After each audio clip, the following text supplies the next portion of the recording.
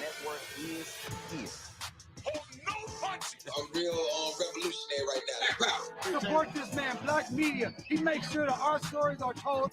Thank you for being the voice of Black America, Roland. Hey, Black, I love y'all. All momentum we have now, we have to keep this going. The video looks phenomenal. See, there's a difference between Black Star Network and Black-owned media and something like CNN. You can't be Black-owned media and be scared. It's time to be smart.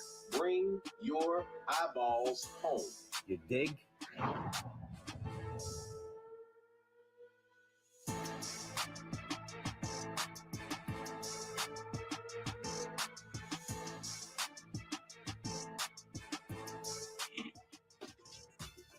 What up, folks? Roland Martin here. Today is Friday, March 25th, 2022. Yes, I am driving massive traffic here in D.C., so we don't let one monkey stop the show. Coming up today on Roland Martin Unfiltered on the Black Star Network. Breaking news, after 2 years, the Black News Channel is shutting down. I will tell you what happened, what went down that led to this decision today, and will the billionaire owner of the network, Shahid Khan, will he pay his employees for their work for the last 2 weeks? I'll give you all the latest news on that. Also on today's show, a Florida girl was expelled from a prestigious school in that particular state. She and her mom will join us. She was attacked by 2 white students, yet she was the one that got expelled. Also, what's the latest in Mason, Tennessee? Will the Tennessee controller take over the finances of this majority black town? We'll talk with the vice mayor about that particular issue as well. Also, we got Education Matters. A lot of things we're going to talk about on today's show. Folks, it is time to bring the funk on Roland Martin Unfiltered on the Black Star Network. Let's go. He's got it. Whatever the biz, he's on it. Whatever it is, he's got the scoop, the fact, the find. And when it breaks, he's right on time and it's rolling.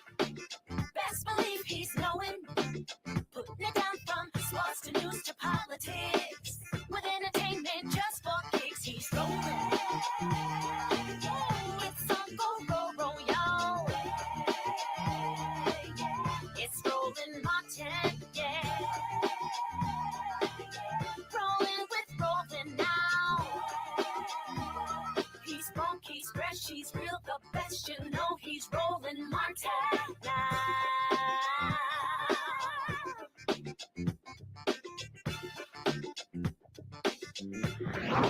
Martin. Folks, she is an honor student, an excellent student, a stellar basketball player. So why is Aaliyah Perry expelled from the Montverde Academy in Florida, folks? This is an exclusive story. She got into a confrontation with 2 white students. The white students came at her first. Why are they still there? And she has been suspended. This story has captured the attention of lots of folks. There also is a video of the incident. Yet, why are we not actually seeing that particular video? Joining us right now is Aaliyah. She joins us right now along with her mother, Angelia Alexander from Winter Garden, Florida. Glad to have both of you here for this exclusive interview. So, Aaliyah, okay, walk people through exactly what happened to you. When did this happen? What were the circumstances around you being attacked by these 2 white students? So it started on a Tuesday. And, you know, me and a couple of friends were just sitting around talking in the student center. And let me remind you, it's packed. It's a bunch of games going on, lots of people talking and stuff. And I was talking to a kid across the student center. And we were talking about TikTok, yada, yada, yada. And another boy, he's like, why you gotta be so loud? And mind you, the student center is packed with at least 50 kids. So, like, and it's a free period, like, I could talk however I want to talk. Like I'm not, it's not like I was screaming where everybody could hear me, but I was getting his attention. And you know, he comes over here and he's just like, "Yo, shut the F up! Why you gotta be so loud? There's no reason for you to be all loud and stuff." And you know, I'm saying, go away, just go away. I'm not talking to you. Don't interfere. I'm not talking to you. Go about your business. Now you said this is on Tuesday, but again, what month was it? What month? It was this month, March. Got it. Okay, so it's very recent what took place. Go ahead. Yes, and so he comes over and, you know, he's just telling me, shut the F up, be quiet. Nobody's like, why do you have to be so loud? I'm like, nobody's talking to you. You can go about your business. And then, you know, a girl that was sitting at the table with them, I guess, I don't know what made her get in her feelings. I don't know what made her upset, because literally nothing that I did had anything to do with her. And then she starts calling me B words, N words, all this and that. And so I get up and I go to her. I'm like, yo, what's the problem? And she's like, why the F do you have to be so loud? And let me remind you, when I walked up to her, I gave her arm's distance to where, you know, we could have a conversation. Like, there's nothing wrong with that. And she steps in my space. Like, her head is on my chin. Like, that's how close she was. And so I'm like, back up. And like, they make it seem like I pushed her. Like, I pushed her aggressively. I was like, no, she was in my space. Her head was touching my chin. I said, back up. And so then as I like turn to my friend, I'm like walking towards my friend. She comes and she pushes me on my side. So then I automatically turn and I push her back. Then both of those pushes, like her push and my push, were both aggressive. Not aggressive for any fall though. Any of us to fall, hit our heads, none of that. Like no one fell, no punches, no nothing. Later, I was called to the office where I sat there, you know, I had to give my story. And then I was later told to go home. Well, before I was told to go get my father, and he came, and then, you know, one of the phones was brought in, and, you know, one of the deans came into the office and was like, because there's 4 deans, and one of the deans came into the other dean's office and was like, hey, I need to see that phone on there. And as I was exiting, I was like, if this is yada yada's phone, it has everything you need to see.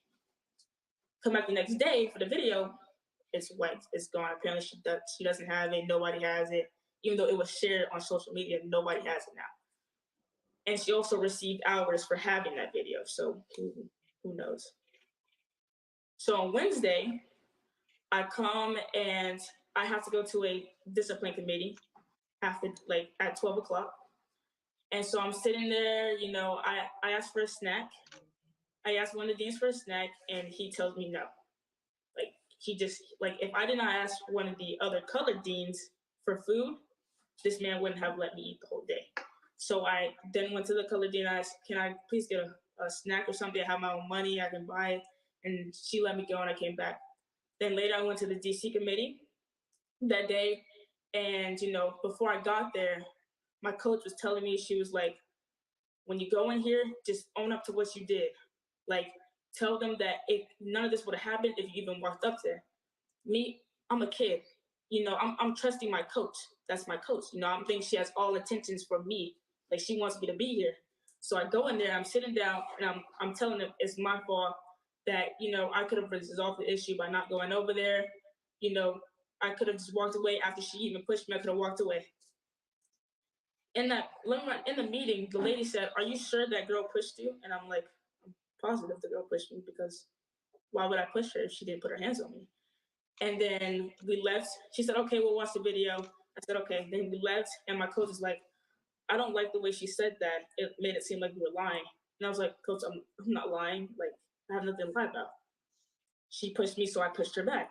And then coach was like, I believe you, you know, I'm thinking my coach is on my side. So sometimes she's gonna fight for me, have my back. Next day goes on, you know, again, I finished the rest of that day off. Then I was told by one of the other deans that I was gonna have hours, suspension and hours, because I was already serving in school suspension. So he said that I would definitely have some hours I would have to work off, and then I would be probably suspended for another 2 more days, you know, 2 more days. That's what I told my consequence was. Expulsion was never on. So then I come the next day, and I had bought me a sandwich from the student center that morning. I went to the office. I was like, hey, to the same dean that didn't let me eat yesterday, I had a snack yesterday. I said, hey, where do you want me to sit today? And he's like, what did I tell you about having food in an academic building? And I was like, sir, I haven't ate it. You just said, give you, snatched it out of my hand, just threw it in the trash can, threw my food in the trash can. So I hadn't ate that entire morning.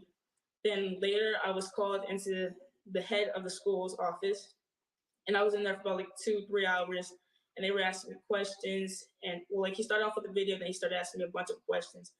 And then one of the, she's like a counselor sort of, and she was like, well, you know, Leah's going through a lot, and I talked to her about maybe getting counseling or whatever.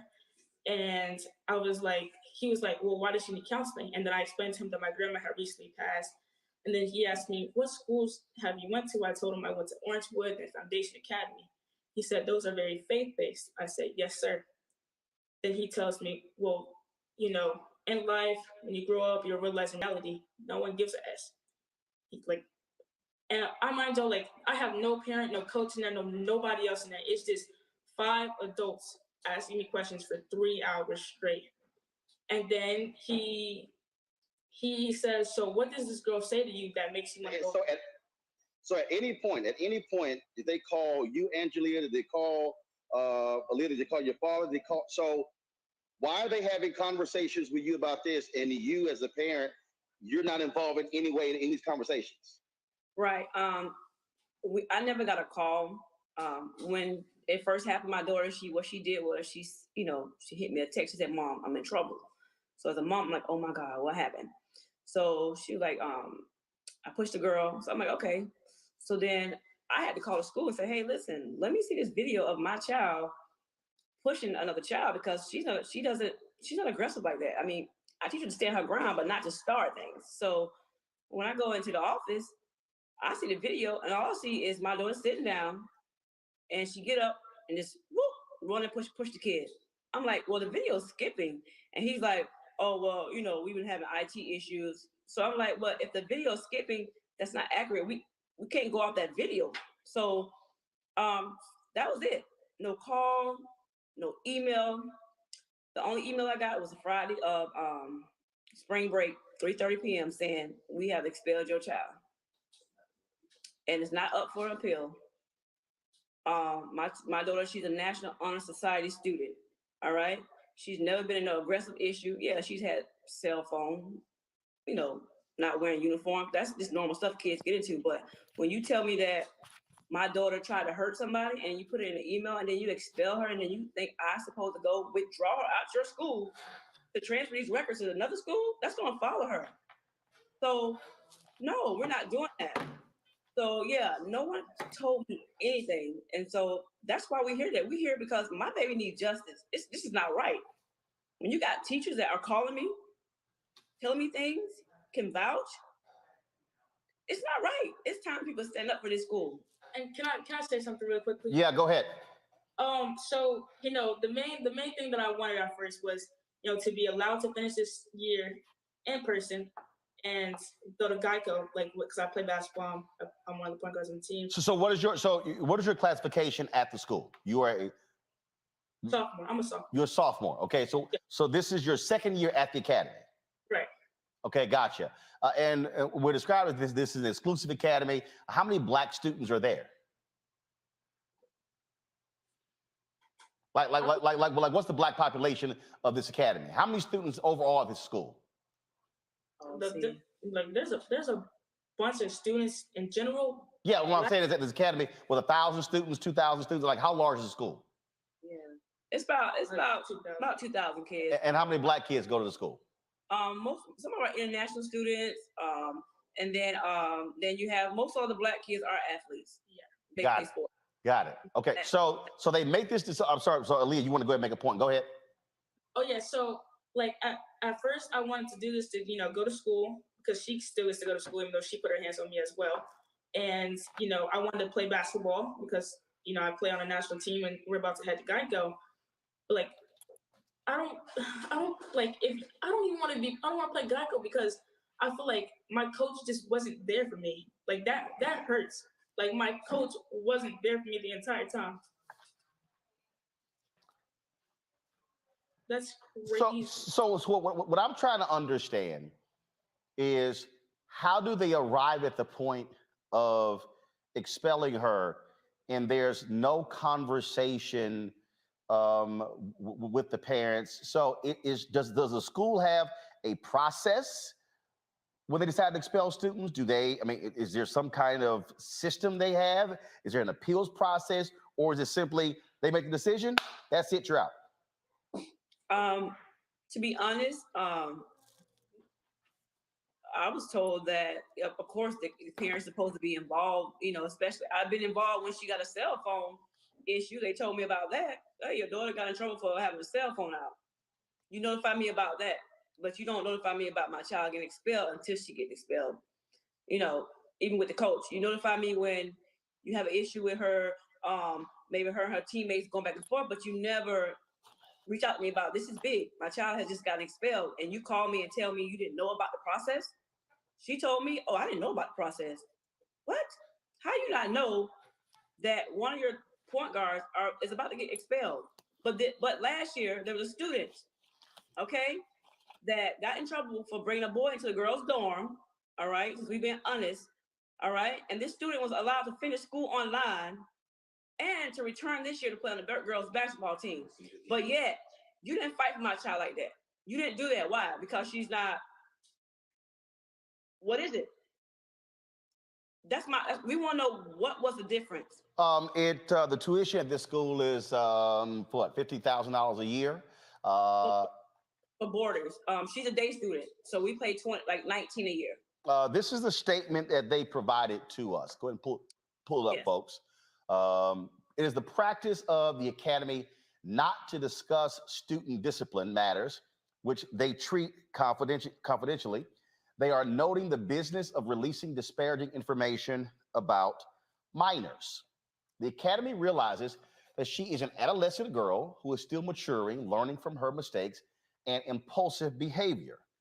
Therefore, I cannot provide you with greater detail. However, the academy holds students to a high standard, particularly student athletes. As a private school, the rules are strict and the standard is set high. The academy does not tolerate behavior at school that is intimidating, threatening, or abusive.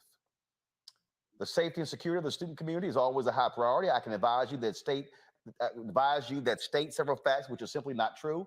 The other student's father is not and has never been employed by the school. No students were told to delete videos. In fact, we were in possession of several student videos. In addition to videos, the school administration also spoke to numerous witnesses who saw the unprovoked attack, which was not defensive in nature. Finally, I would add that a student's entire disciplinary history is always taken into consideration when disciplinary consequences are determined. To say that she had no prior disciplinary history would also be false. The student's family is pushing a false narrative in an attempt to portray the student in a more sympathetic light. We understand that her parents are disappointed with the disciplinary decision, but the academy stands firm in its resolve to hold students accountable and make sure all students feel safe on campus. That is Lori W. Smith, the attorney for Montverde Academy. Your response to that, and also have you and Jalea, have y'all hired an attorney in this case? We did. We hired an attorney, and if that's so true, why are you telling me to get off social media and they will negotiate? We're not negotiating the fact that what happened. If my child has to walk away with expulsion, by telling the truth, she just will. But we're not going to go along with the lies to make you guys look good. It's not going to happen. So I asked my daughter, I said, Leah, what do you want to do? Do you want to just negotiate with them, act like all this stuff is not true? Or do you want to keep telling the truth and pray that the truth will be the light? My child said, Mom, let's the truth, because this is going to help the next child, the next child, the next child not go through what she went through. So Geico's out the window. We don't care. We care about the truth in this situation. What is your next step? Our next step is we're going to keep protesting until we get this video, the full truth of what happened. You're only showing one side, and you're telling students not to talk. I mean, like, all this is happening. And the sad thing about it is I have parents calling me. I have teachers calling me, all right, who's telling me your daughter is 100% right.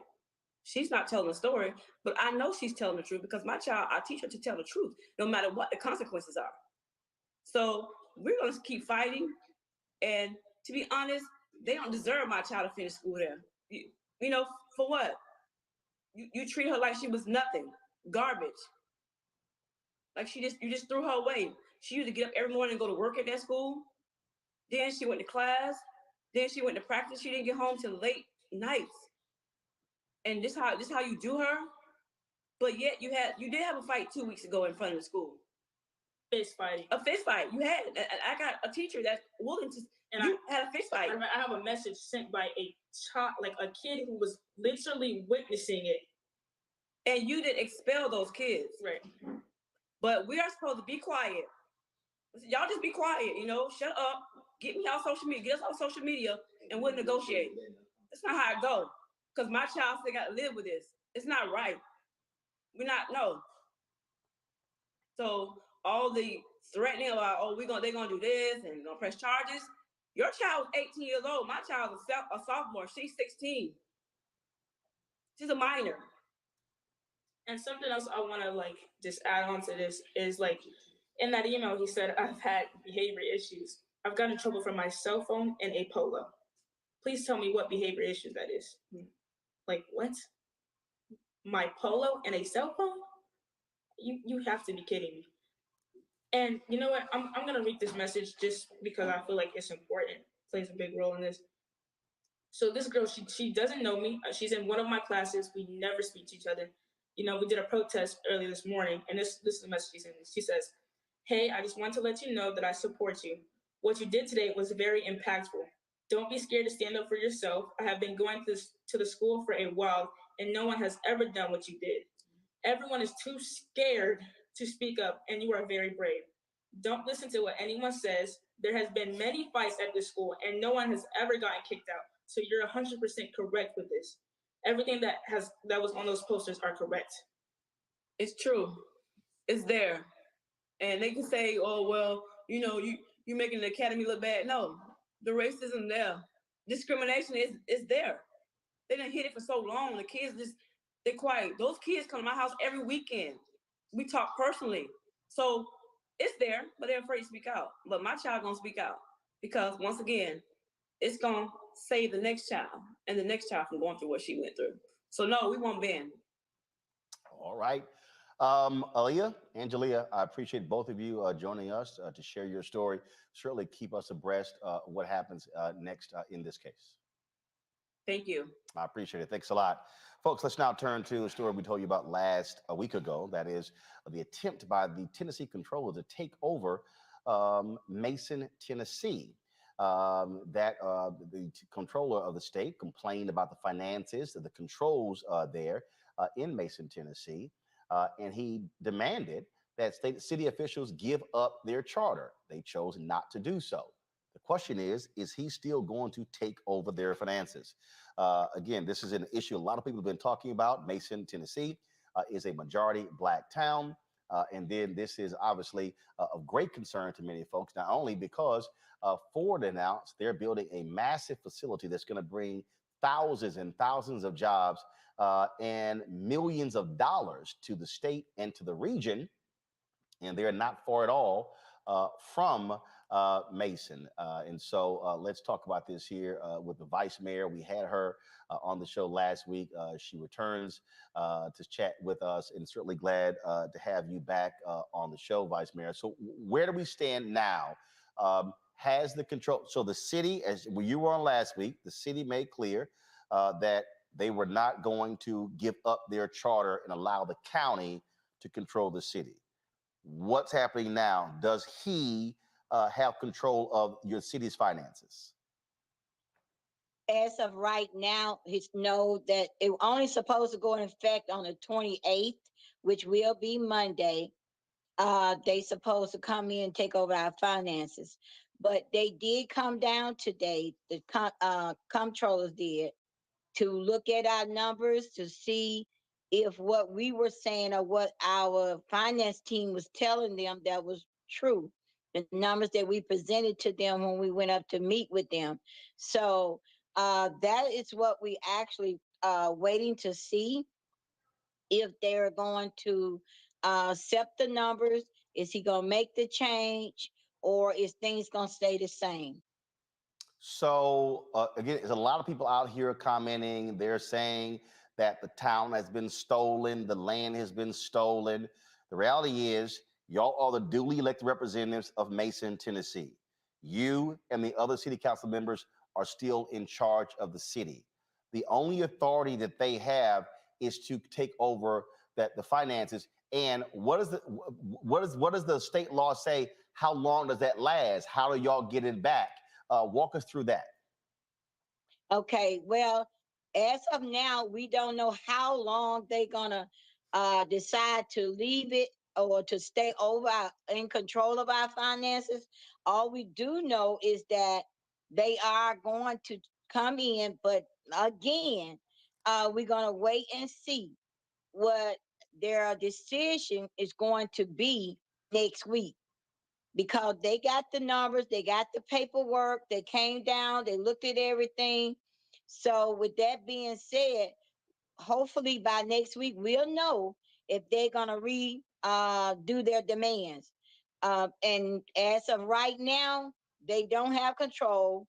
And I want to let everybody know that we still have the mayor, we still have our officials.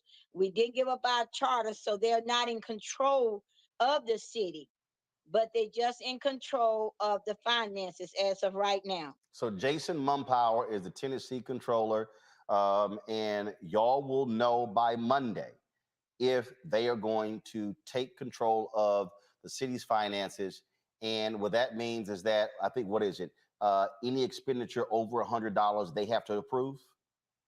Right. Anything that any of our bills, of course, all of them are over $100. So we will have to wait till they approve it before we can even pay them. And they could be paid late because they may not get them back to us in time.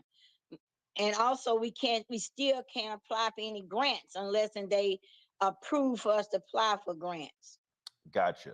All right, then. Anything else, Vice Mayor Rivers, that we should know about what's happening there in Mason, Tennessee? What do you also want the public to be doing to assist you and the other city council members?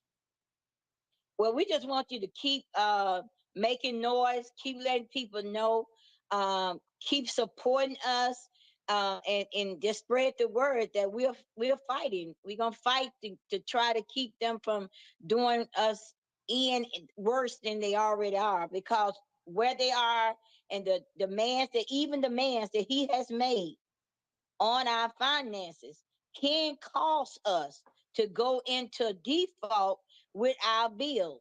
Because as we stand as of today, we are not behind on any of our bills. We're not in default on anything, our bonds, nothing. So with the control over our finances that he's trying to take, there's a possibility, because all he has to say, well, I'm not going to let you pay that bill right now.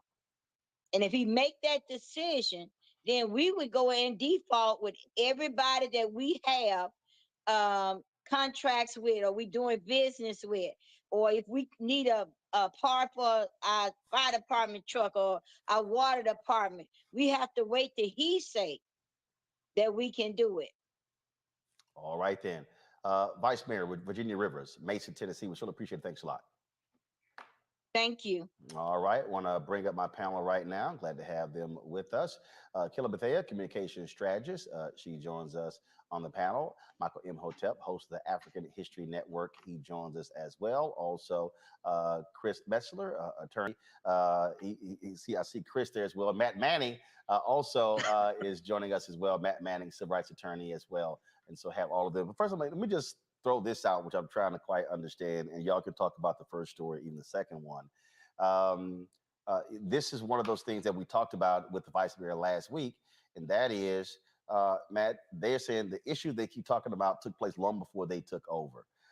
And a lot of people, I keep people saying, oh, this sounds like Black Wall Street. Well, calm down.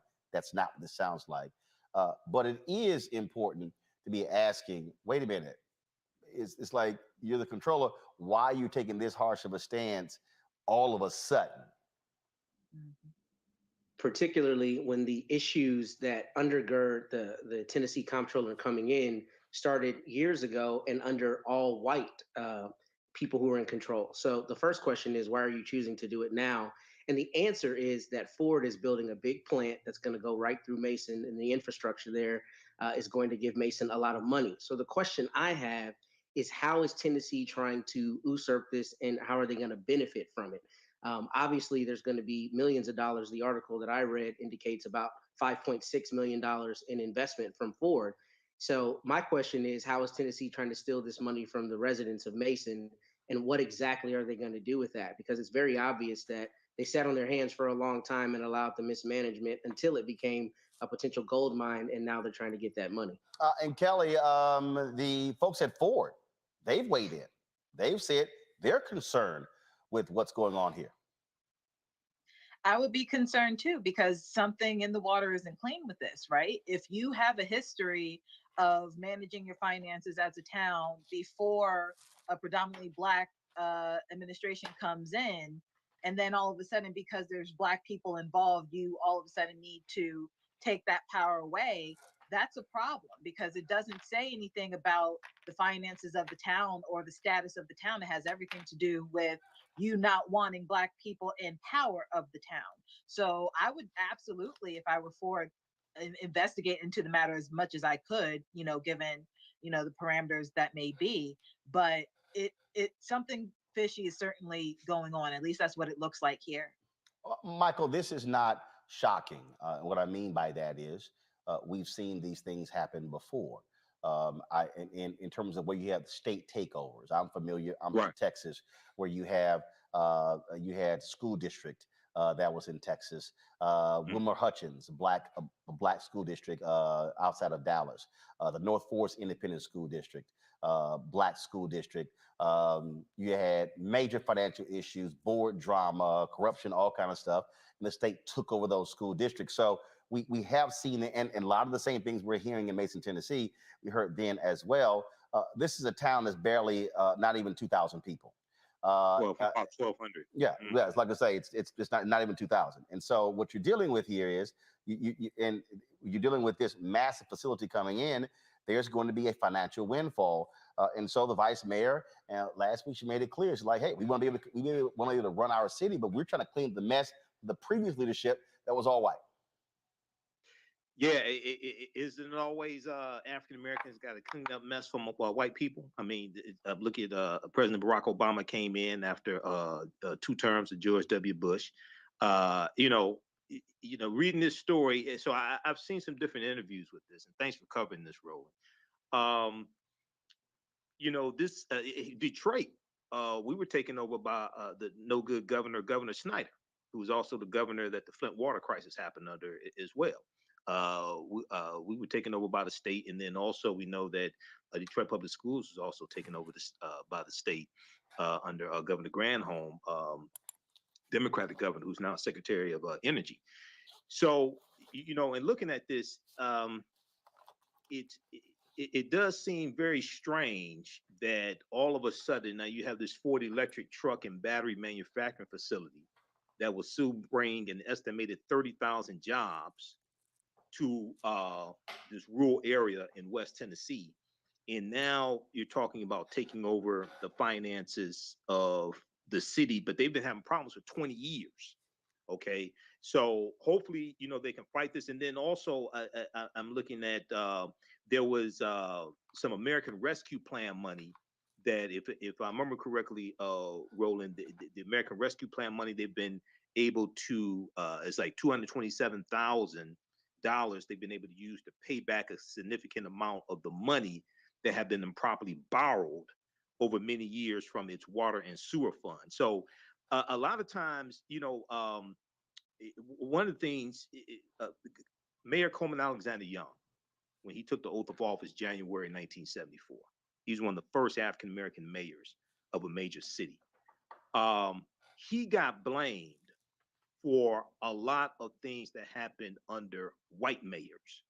And around the country, when you go look at the first African-American mayors of major cities, when we took over those major cities, they were already on life support from what white people did, okay? But even though African-American mayors did make mistakes, they got blamed for a lot of this stuff. Detroit already had a declining population even before the 1967 Detroit Rebellion.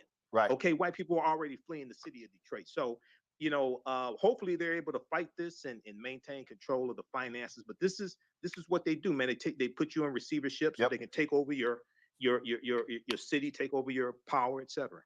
Folks, we're going to continue to follow this. As we get more details, we certainly will let you know. Got to go to break. When we come back, Clarence Thomas's wife, Jenny Thomas. What the hell? Text messages she is sent to the chief of staff for Donald Trump, Mark Meadows, now are public.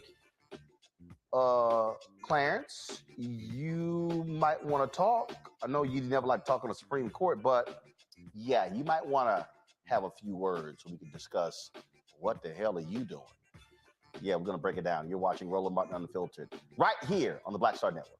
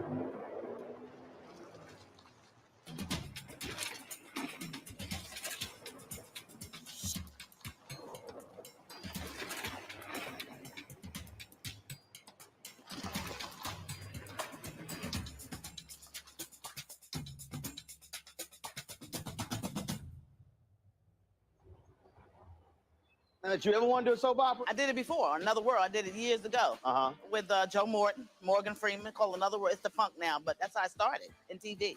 My first job. My very first TV job. Joe Morton and Morgan Freeman were on a soap opera? Together. Yes, I know. Oh, I loved it. I played a prostitute. I was real raw. My name was Lily Mason. I was a hoe on Tuesday, and I owned the town 2 weeks later. That's how they do you. Right, that's how soap opera. You evolve. Yeah. Right. So now I'm on this, but I'm rich right from Jump Street. So I'm loving it.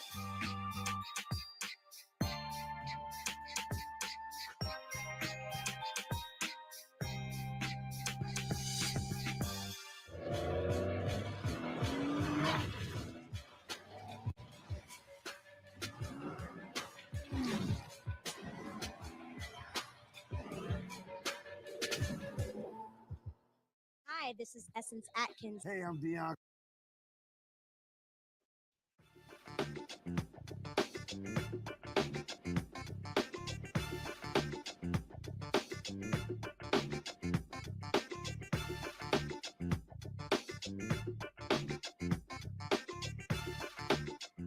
Jenny Thomas, the wife of Supreme Court Justice Clarence Thomas, is putting him in quite an ethical position. Folks,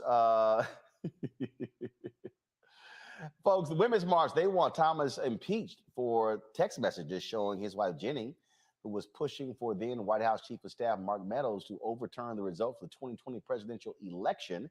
The January 6th committee has text messages between Thomas and Meadows. Here are a few of them. Help this great president stand firm. Mark, you're the leader with him who is standing for America's constitutional governance at the precipice. The majority knows Biden and the left is attempting the greatest heist of our history. That was sent on November 10th, 2020. Next one, please. Sounds like Sydney and her team are getting inundated with evidence of fraud. Make a plan, release the Kraken, and save us from the left taking America down. November 19th, 2020. Next. All right. I can't see Americans swallowing the obvious fraud. Just going with one more thing with no freaking consequences. The whole coup and now this. We just came to people wanting Biden to be anointed. Many of us can't continue the GOP charade. November 24th, 2020. We're living through what feels like the end of America. Most of us are disgusted with the vice president and are in a listening mode to see where to fight with our teams. Those who attack the Capitol are not representative of our great teams of patriots for DJT. Amazing times, the end of liberty. That was January 21st, 2021. Now, folks, here's the issue. Remember when Donald Trump sued and the case went to the Supreme Court? And they ruled 8-1 that Donald Trump did not have the authority to withhold his notes because he did not have the executive privilege. Only the sitting president can actually invoke that. Who was the one person who voted against? It was Clarence Thomas. Joining us right now, Dr. Christopher Mettler, a constitutional law professor from New York. Also, Dr. Patricia Broussard, professor of law, Florida A&M University College of Law, who joins us from Orlando, Florida. Glad to have both of you here. I want to start with you, Chris. Look, you're a conservative. You're a Republican. It's all good. But what do you make of the text messages and the level of involvement of Jenny Thomas, husband, Supreme Court Justice? And again, the case I just cited, 8-1, he was the one when it came to revealing that information. Well, what I make of it, let me start off by saying what I make of it is, remember one of the questions they asked Judge Brown Jackson, would she recuse herself from the Harvard affirmative action case? And she said yes. I want to know why Republicans have not been asking Clarence Thomas about his failure to recuse. Here, look, first of all, these are only some of the text messages. We know what we got from Mark Meadows, and then he stopped cooperating. Justice Department, of course, can get it on their own. But here's the thing. He had an obligation to a moral obligation, because obviously the court says it's up to them if they want to recuse or not. He had a moral obligation to recuse. Ginny Thomas and her role in conservative Republican nuts politics has been known for quite a while. It's just that in this case, there is the evidence that has come out. And he voted against it largely because, guess what? He didn't want Ginny's notes to be revealed. That's the only rationale for him being the only one voting against it. What this says is that the courts have to get serious about policing themselves. You know, it was John Roberts who said, well, let them police themselves. They're not even subject to the standards of other federal justices as it relates to recusal. And for the Republican Party, this is, again, yet another shame. Patricia, on that particular point that Chris makes, you have standards in place for members of Congress, for the executive branch. But this notion that the Supreme Court do whatever the hell they want to do, that's crazy. Well, yes and no. Yes and no to the extent that each branch of government is responsible for creating those rules and laws for themselves. It's part of how our Constitution was drawn up. It's just that the Supreme Court hasn't quite gotten around to it yet. They haven't gotten around to writing the rules to properly patrol themselves. But notwithstanding the fact that there aren't rules, they aren't subject to the same rules as the other federal courts, there's some common sense that comes into play here, right? And I also wanted to say, look, who's Brett Kavanaugh's wife? You don't know. What's her name? What's her sign? Who's Alito's wife? Does Sotomayor have a boo? You don't know. Because you're not supposed to know. These people are supposed to float in the background. Is it possibly paternalistic? Yes, but there's a purpose behind it. If you cannot depend on the credibility and the ethics of the court, then 1/3 of your republic is in the tubes. And so we shouldn't even know anything about Ginny Thomas. But as Chris said, we know too much about her. She's a nut job from way back when. All you need to know, two things you need to know about her to understand who and what she is. She supported Ted Cruz for president until Trump got it. That's the first thing you have to know about her. The second thing is she left a message on Anita Hill's phone. So that tells you everything. She left that woman a message saying, you need to apologize to my husband. So this is the level of crazy that we're dealing with.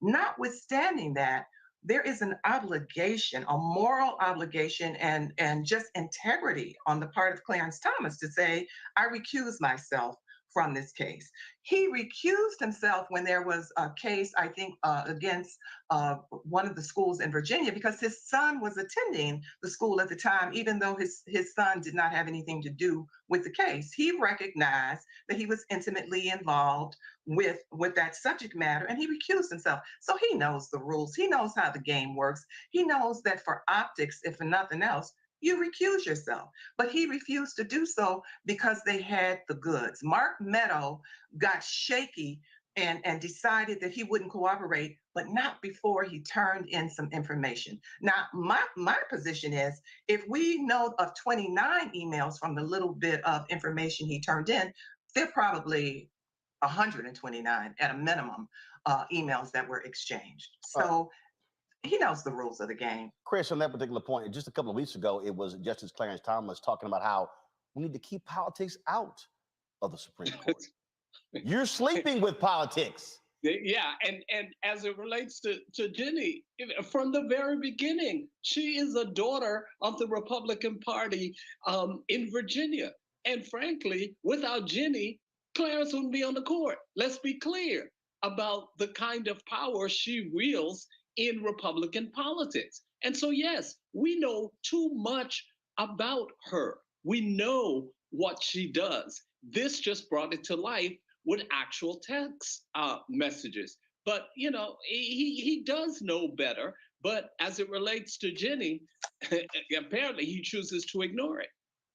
Bottom line, Patricia, go ahead. Go ahead. So I was going to say, not only that, let's parse this thing from a constitutional law standpoint. Yes. Does she have the right to believe that Biden didn't win? Of course she does. Does she have the right to tell her girlfriends and everybody else and anybody who will listen that she didn't think that Biden won? Of course she does. She has the right to spread whatever nonsense she wants. She doesn't have a right to conspire to overthrow the government. And that's especially when you're married to one of 9 Supreme Court justices who will be ruling on cases tied to the very thing. Absolutely. So he knows. I mean, it would make me sick too. I think I'd have to take a few days off if my spouse got kind of caught in a little trap like this. I'm not saying the man wasn't sick. Please don't quote me on that. I'm just saying that it's, I would be sick if my spouse got caught doing what she did. So it's absolutely ridiculous. Like I said, she can believe what she wants to believe, but the idea of conspiring with Mark Meadow, and that's the tip of the iceberg. We don't know what else is out there. Yep. It's daunting. And the hypocrisy is incredible. Can you imagine Kamala Harris's husband making a call to Biden saying, hey, man, let's do X, Y, and Z? Absolutely not. We are held to a different standard than other folks. And it's just the hypocrisy is just daunting. I mean, you could slice it with a knife. But he is the hope. They say the ultimate holder of all that is constitutional. He is, the message goes, one who strictly adheres to the Constitution, except when it comes to trying to overthrow the government by your wife. So there you have it. Well, and he gave a speech. He gave a speech, I think about 2 or 3 weeks ago, in which he said, we need to keep politics out of the judiciary. Yeah, right. You need to start at home and having a little conversation with your wife, and maybe, she can work that out for you. That's like I said, the hypocrisy is ridiculous. Patricia, Chris, I appreciate you both. Thank you so very much for joining us right here, Roland Martin Unfiltered. Thank you so much for having us. Appreciate it. All right, we'll do it again. All right, folks, got to go to a break. When we come back, we're going to talk about the demise of the Black News Channel. Today, the decision was made to shut the network down. I'm going to unpack and deconstruct what happened and why we got to this particular point. You're watching Roland Martin Unfiltered on the Black Star Network. Back in a moment.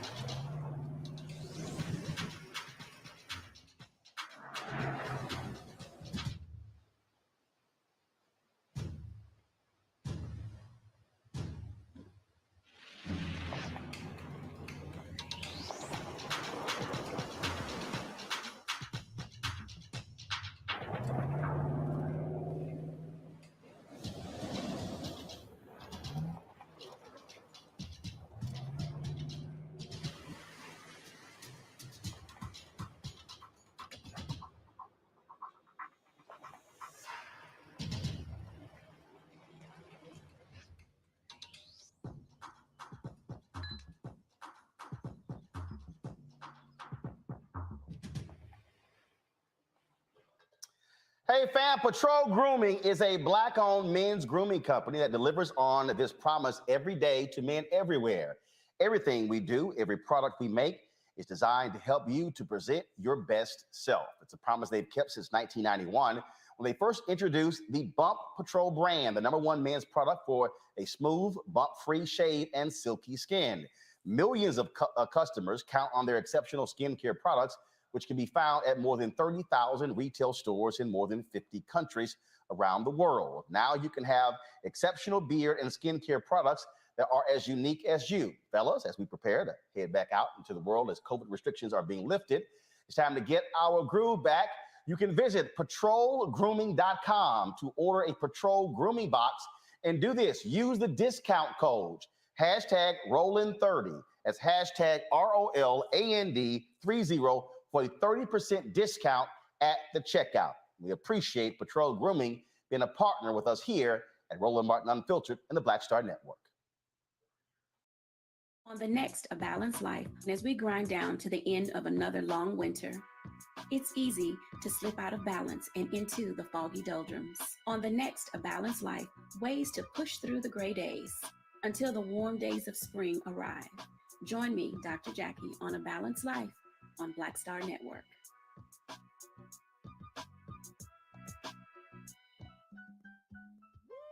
We're all impacted by the culture, whether we know it or not. From politics to music and entertainment, it's a huge part of our lives, and we're going to talk about it every day right here on The Culture with me, Faraji Muhammad, only on the Black Star Network. Now, did you ever want to do a soap opera? I did it before, Another World. I did it years ago with Joe Morton, Morgan Freeman, called Another World. It's defunct now, but that's how I started in TV. My first job. My very first TV job. Joe Morton and Morgan Freeman were on a soap opera? Together. Yes, I know. Oh, I loved it. I played a prostitute. I was real raw. My name was Lily Mason. I was a hoe on Tuesday, and then I owned the town 2 weeks later. That's how they do you. Right, that's how soap opera. You evolve. Yeah. Right. So now I'm on this, but I'm rich right from Jump Street. So I'm loving it.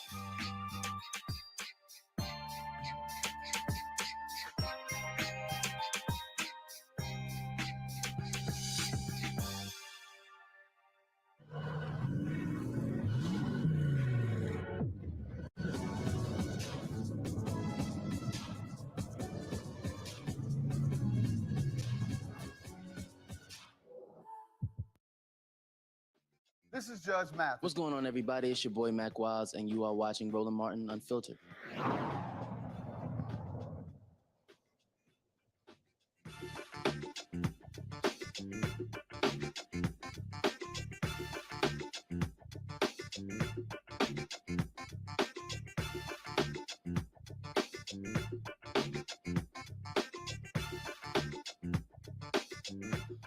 All right, folks, news came down today that the Black News Channel, the Black Targeted Cable Network that was launched a couple of years ago, is shutting down. They aired their last newscast on last night.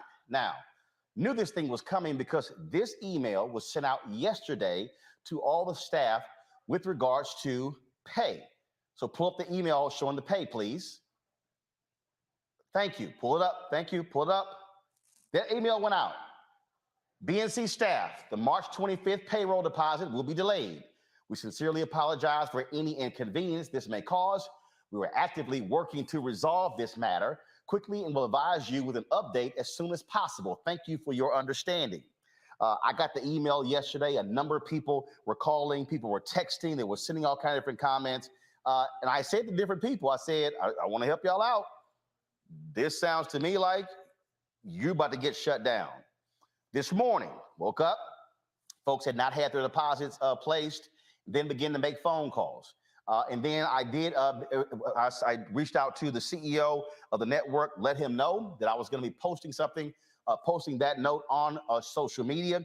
He told me, quote, I'm working hard to get people paid for the work that they've done as Prince Hare, the CEO of Black News Channel. That was around 11 a.m. It was a couple of hours later that, again, the Los Angeles Times broke the story saying they were shutting down. Then around 3 p.m. or so, Prince O'Hare sent this letter to the entire staff announcing the shutdown of the network. So this is what he wrote. A little more than 2 years ago, the lights on BNC's cameras flipped on for the first time. Despite the challenges of a global pandemic, we launched a groundbreaking mission to inject positive change into a news landscape that, for far too long, had underserved and overlooked Black and brown people. During the past few months, we have endured very painful workforce reductions at all levels of the network as we work to achieve our financial goal of a break-even business. This has forced all of you to do more with less, and your contributions have been remarkable. Unfortunately, due to challenging market conditions and global financial pressures, we've been unable to meet our financial goals, and the timeline afforded to us has run out. It's with a broken heart that I am letting you all know that effective immediately, BNC will cease live production and file for bankruptcy. We're sad and disappointed by this reality and recognize the stress that this puts on you and your families. With the nation on the verge of a social justice reckoning not seen in this country since the civil rights era, we've been hard at work building our presence in the marketplace with unprecedented speed. Through a continuous run of distribution agreements on both linear and streaming platforms, BNC's accessibility has grown to reach more than 250 million touch points. Since rebranding and relaunching the network a year ago, we have developed a 17-hour daily block of live programming and a lineup of shows that are outstanding. Every day we present our stories, context, and viewpoints that illuminate and celebrate the Black experience in a way that no other network has since the dawn of television. We have hired more than 250 Black journalists and Black production personnel, and all your hard work and dedication has lifted this network to incredible heights. There have been countless wins along the way, including gavel-to-gavel coverage of several trials that gripped our community, A-list guests throughout our day parts, and exclusive coverage of the Congressional Black Caucus's first ever response to the President's State of the Union address.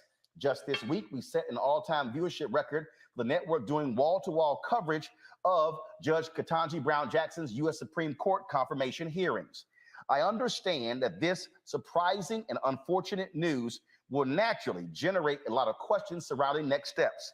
Our leadership team and human resources will be in touch to address them over the coming days and weeks.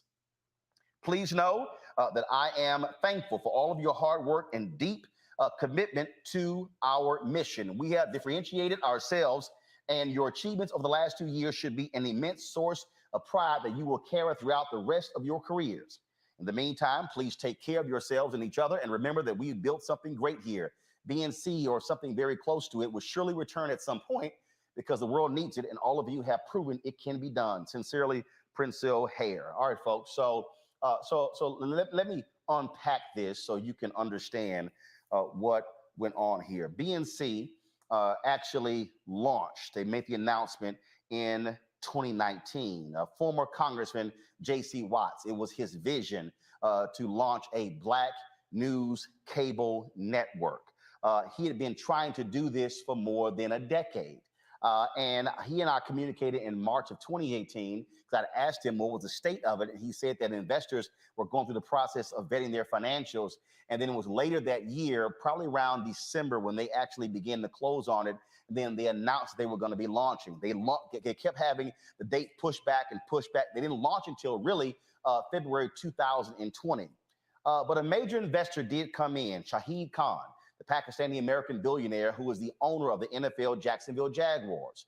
He came in and invested $50 million into Black News Channel, thus becoming the majority shareholder. So Black News Channel went from being a Black-owned cable network to a Black-targeted cable network by virtue of him being the majority owner. This is JC and Shahid Khan talking about the Black News Channel before they launched. Now the time to launch a TV network focused on the African American viewer. Well, Catherine, the Black News Channel is culturally specific to the African American community. You've got 200 plus stations on any cable system. We are the one location that you can come and find out about wellness, culture, current affairs as it relates to the African American community. So we launched November 15th of this year, and we're looking forward to creating a venue that African Americans can find culturally specific issues pertaining to them. Congrats. Shad, you're an investor in this channel, and I'm wondering, when you looked at this, how do you think that the Black News Channel will compete against news networks that already have the resources? Well, I think it's going to do real well. To add to what JC was saying, it specific needs of a community that's really underserved, the African American. It's great for me to be part of it. It's been under planning for a long time, and then to come in and help provide financially so it launches well. heard there where J.C. Watts said that they were launching in November of 2019. That got pushed to December, then January, then finally in February. So they launched in February 2020. Well, guess what? After they launched, the co-CEO, Bob Brilliante, he was actually let go. They announced he was moving on to pursue other opportunities, but he was let go from the network. He, of course, launched the Florida News Channel, and of course, and he always had his idea of actually doing a Black news network. Folks may not realize that when you had Major Broadcasting Cable Network, they had partnered with him to actually do something similar to BNC, and so they did it first. This is a photo. This is a photo. It's a story right here in the Tallahassee newspaper when he stepped down after a couple of months. You see, the story was dated April 13th, 2020. So here's what happened after that. You see that this was their original logo right here. Then they brought in Prince O'Hare, longtime television news executive. He eventually became the CEO, and he led a massive rebranding of the network. You see that logo that's right behind him? That was their new branding. They changed their whole slogan to Truth, and they went through all of these different changes, and then they went on this huge hiring spree, hiring a number of people. You heard in the letter he wrote, they referenced the 250 Black journalists and production folks that they hired. Here was the fundamental problem with Black News Channel, because people have been asking me this question: why did this fail? Why is it didn't succeed? What's going on? What's the whole deal here? The reality is this here. It was the absolute worst time to launch a cable network. Why? Because the world had been changing. The cord cutting came in. People began to get rid of cable. And then they began to go towards online.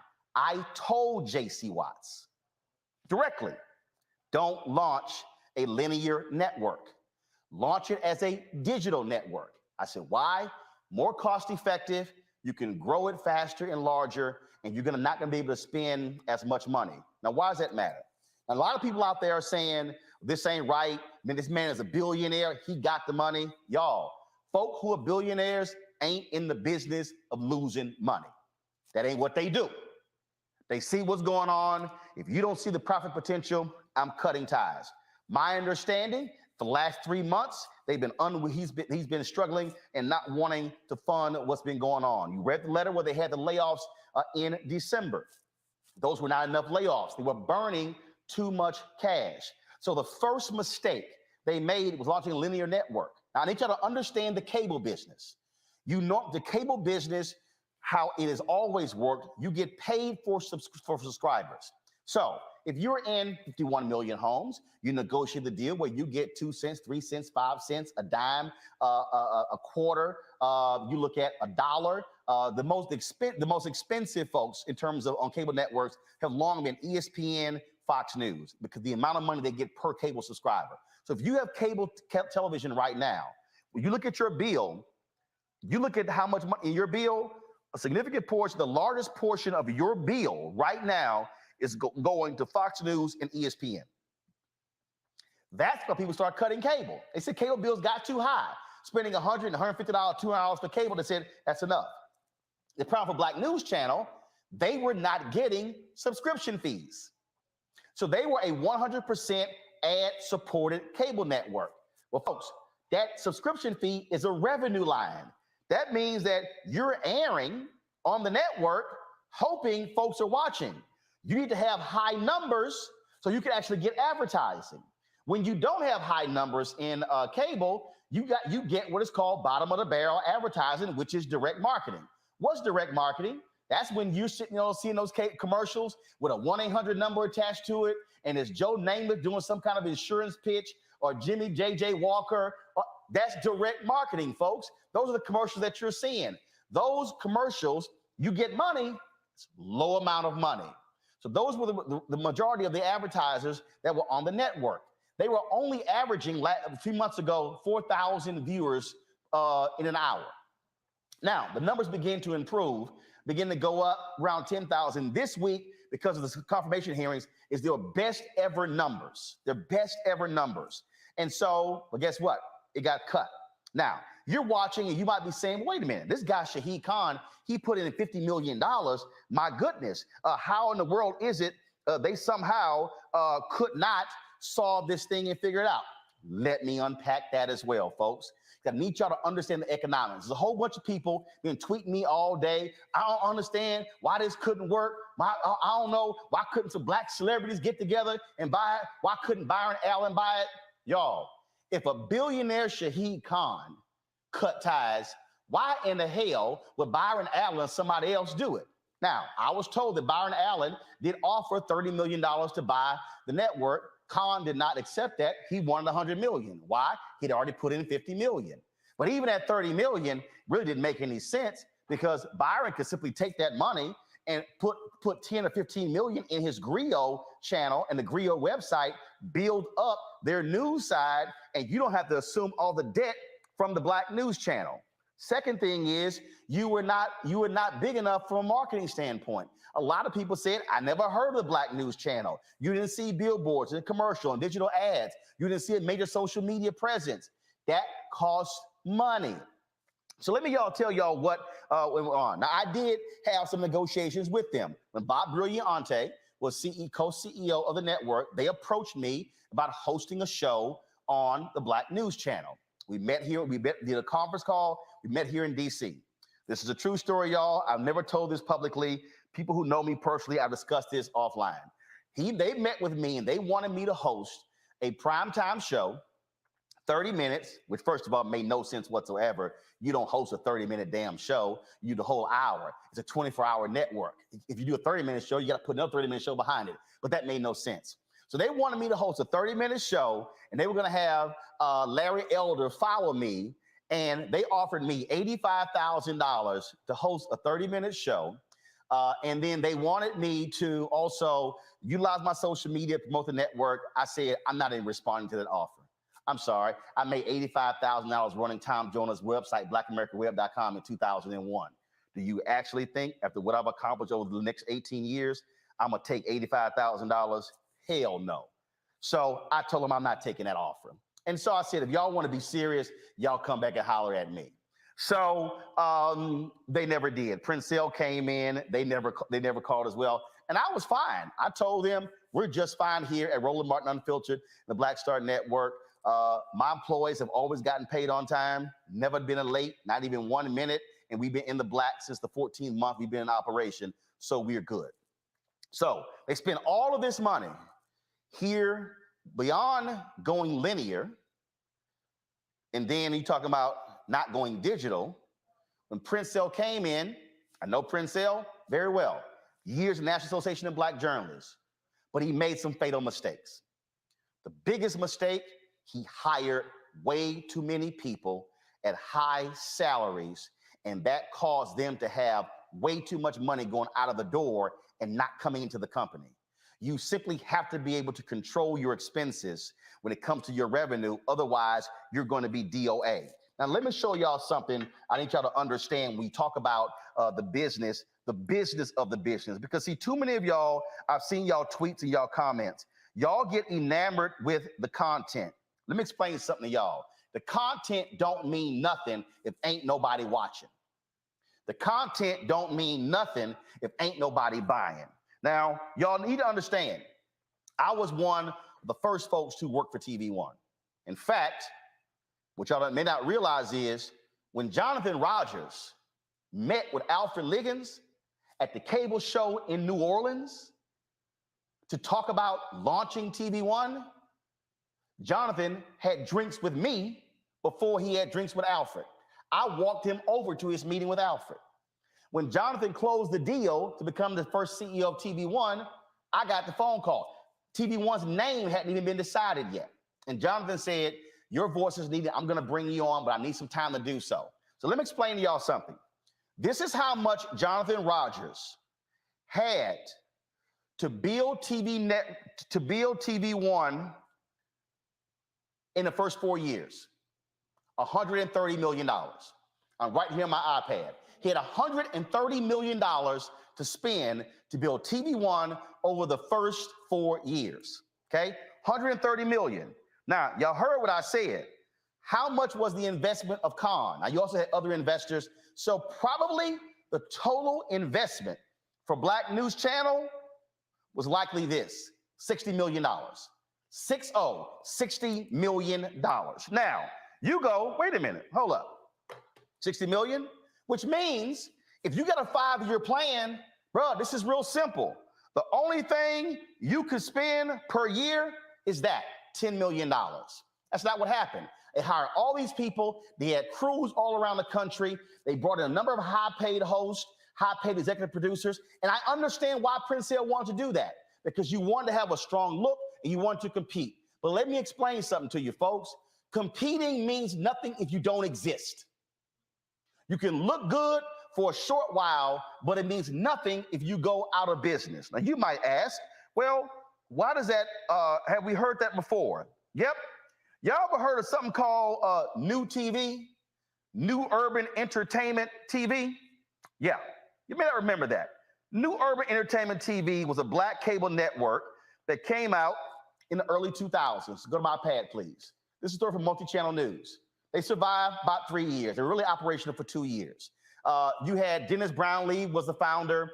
You had Quincy Jones was involved. There was another official who used to be with AT&T. He was involved. They had $15 million when they raised. You know what they did?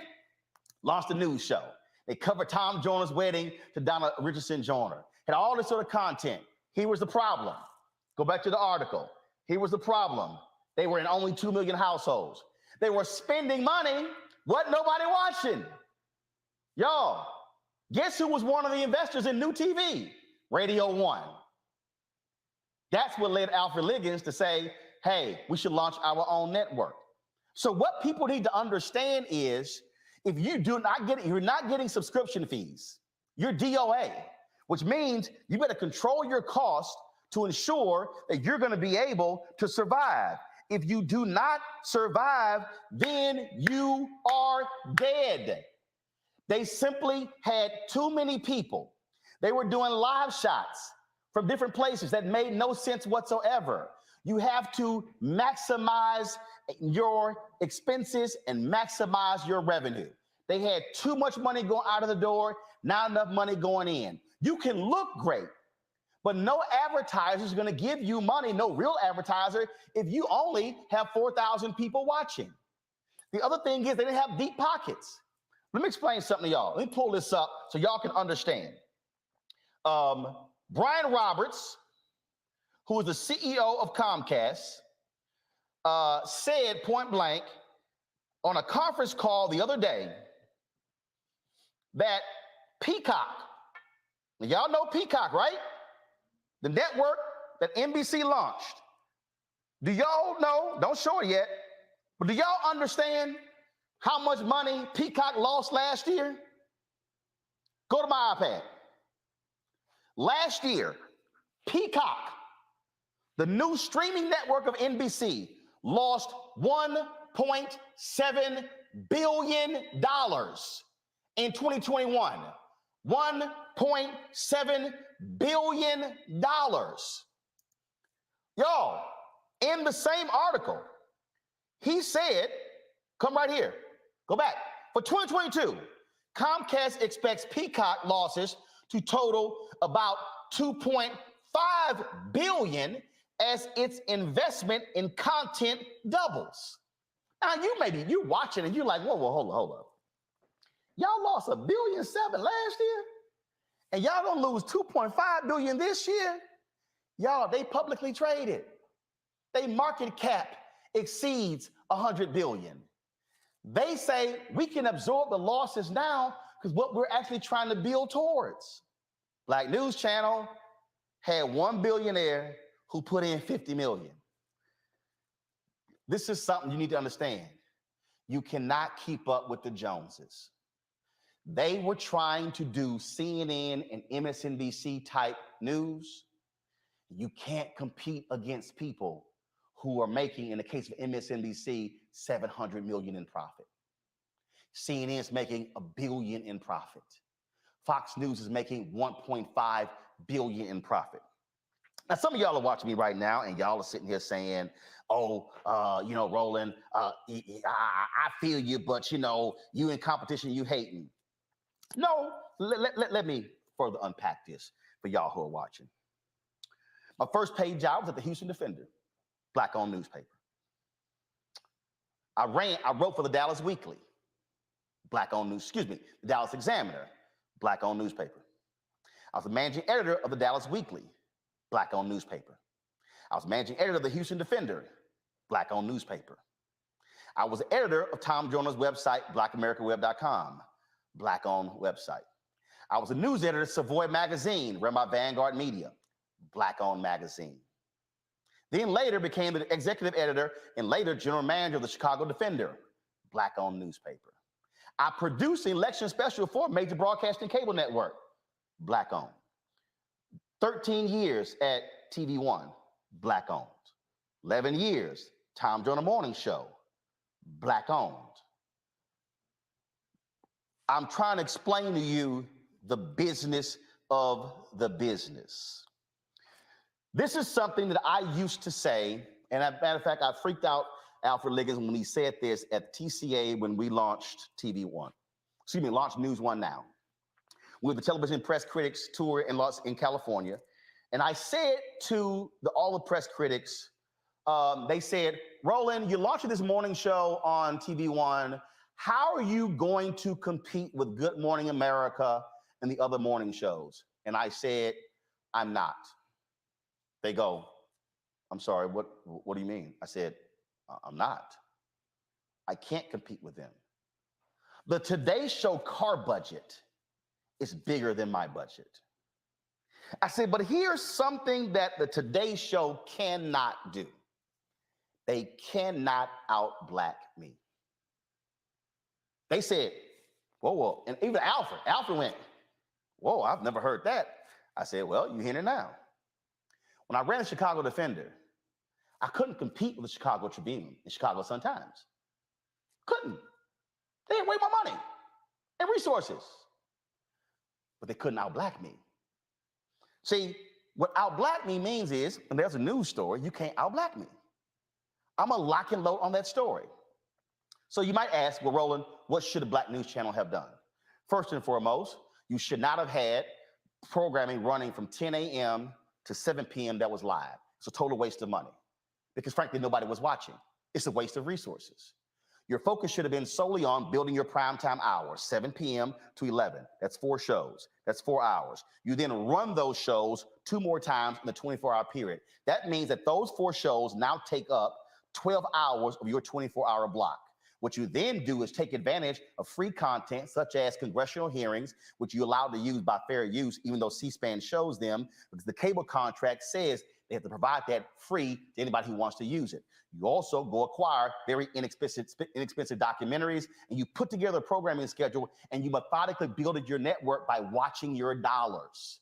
So if you had $50 million and you say, listen up, we're only spending $10 million this year. Folks like, yeah, but no, I don't want to hear it. When I was at TV One, had a brother, he used to work at BET. He was like, man, we got to go do this. If this was BET, we were at ABC. I said, stop, we ain't at ABC. So don't tell me what ABC will be doing and how much they will be spending, because we ain't at ABC. Now see, some of y'all watching right now, let me explain to you how you don't get caught up in running with the Joneses. Do y'all see this table right here? Y'all see this table right here? This was one of the original tables we used on the show. Kelly remembers.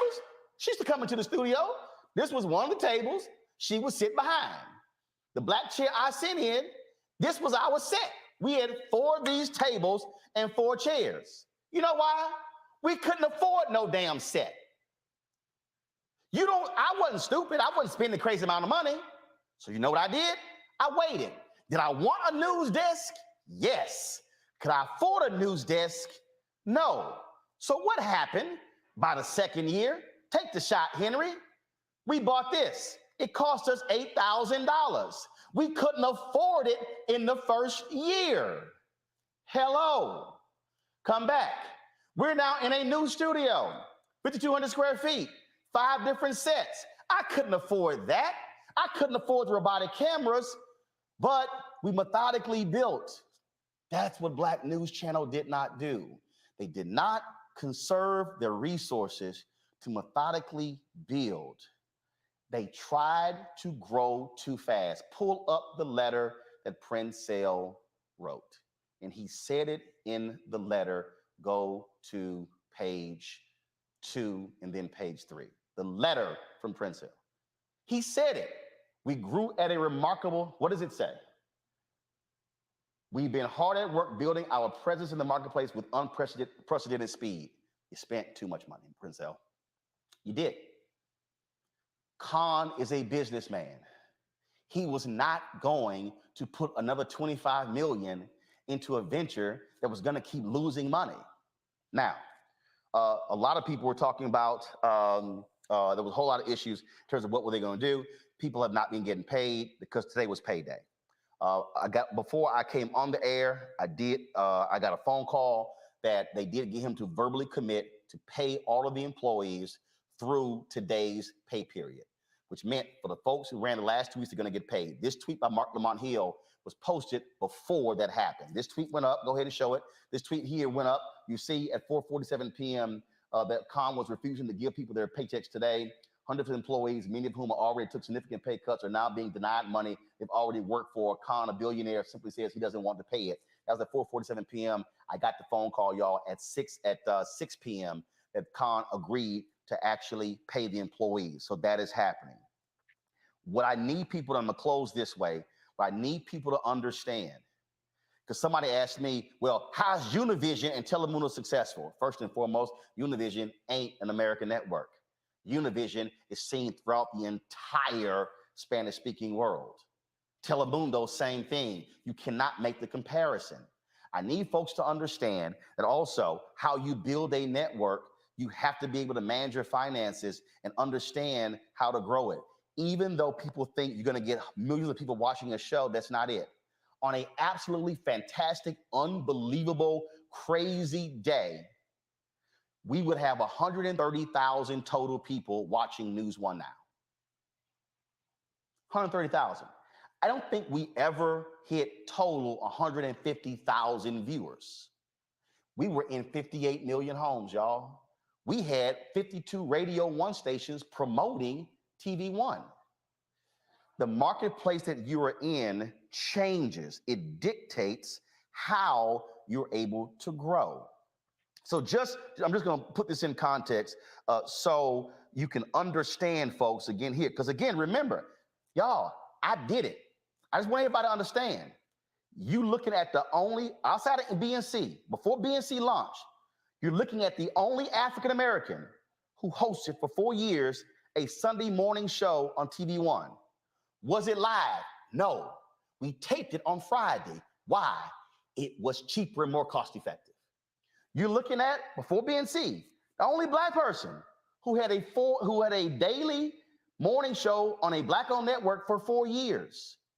So that's for 8 years, y'all, from 2009 to 2017, September 2009 to December 2017, where I had the experience of how do you compete in a marketplace with a show on a Black-owned network. And so it's understanding how you methodically build it. Now, I had one of my staffers said this to me, and a person who used to work for me, she wanted a raise. And she said that she felt that she deserved to get $65,000. And I said, you're right, but not here. She's like, what do you mean? I said, a company can only pay you according to the revenue that they bring in. You might think you're worth $65,000. You probably are, but not here. You have to go to a place that can actually pay you $65,000. The position that I have for you can only pay you $45,000. That ain't right. It's business because you're not the only employee. So when you look at the number of people they hired, and I know many of those people, but they overpaid. They were spending too much money. That's why they had to shut down today. Y'all, this is business. And what we have to understand is you do not throw bad money at something that is not succeeding. And that's hard because the idea of a black cable news network is important. But if you cannot pay for it, it doesn't exist. What is the point of lasting 2 years when you want to last 20 or 200? The cable landscape is littered with wonderful ideas that failed because the business plan could not sustain itself. So you're sitting here going, well, I don't understand, Roland. How are you still in business? You know why? I check the account every day. I manage every dollar. Don't tell me you lost the remote to the Roku. Find the damn remote. I'm not about to spend another $20 to go pay for it because that's $20 that I got to pay. Also, if somebody's sitting here going, oh man, we did $3 million in revenue and we made an $800,000 profit, you should give everybody bonuses. So what happens next year? We have an economic downturn and advertising goes down. How am I going to pay you? So right now, this is 2022. I'm already thinking about how I'm going to pay all of my employees and pay my rent in 2024. Folks, this was business. And again, you can't get so locked in to a great idea if you can't pay for it. And so there are going to be a number of stories that are done about what happened.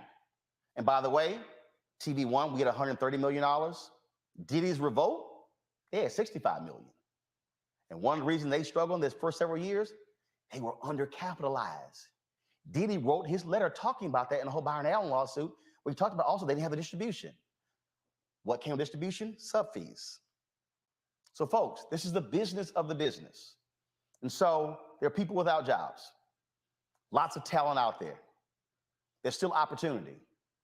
But I want folks to understand, can this notion succeed? Can this idea of a black news network work? The answer is yes. It can work, but it has to be done right. You must be managing all dollars. Know this, I was a contributor for CNN. I got no problem telling y'all this. When I left CNN as a contributor, I was getting paid $285,000. I walked in at $250,000. BNC was paying contributors. How? I'm telling y'all right now, I have no problem being transparent. I would love to send Kelly, Michael, and Matt a check to be on my panel every week. But let me tell you right now, if I did, we would not be standing here 6 months from now. When I ran the Chicago Defender, this is the last story I'll tell before I go to the panel, then I got guests that are waiting, and I thank you for being patient who are waiting. When I ran the Chicago Defender, y'all, the Chicago Defender had not made a profit in 20 years.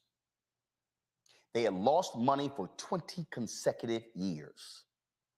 Their expenses were being covered by the Michigan Chronicle, the Tri-State Defender in Memphis, and the Pittsburgh Courier. Those publishers were pissed that their profit was going to pay for the Defender. And so when I got to Chicago, we were in this massive building. And it was a building that they had been in since the 1950s when John Sinstack was the publisher.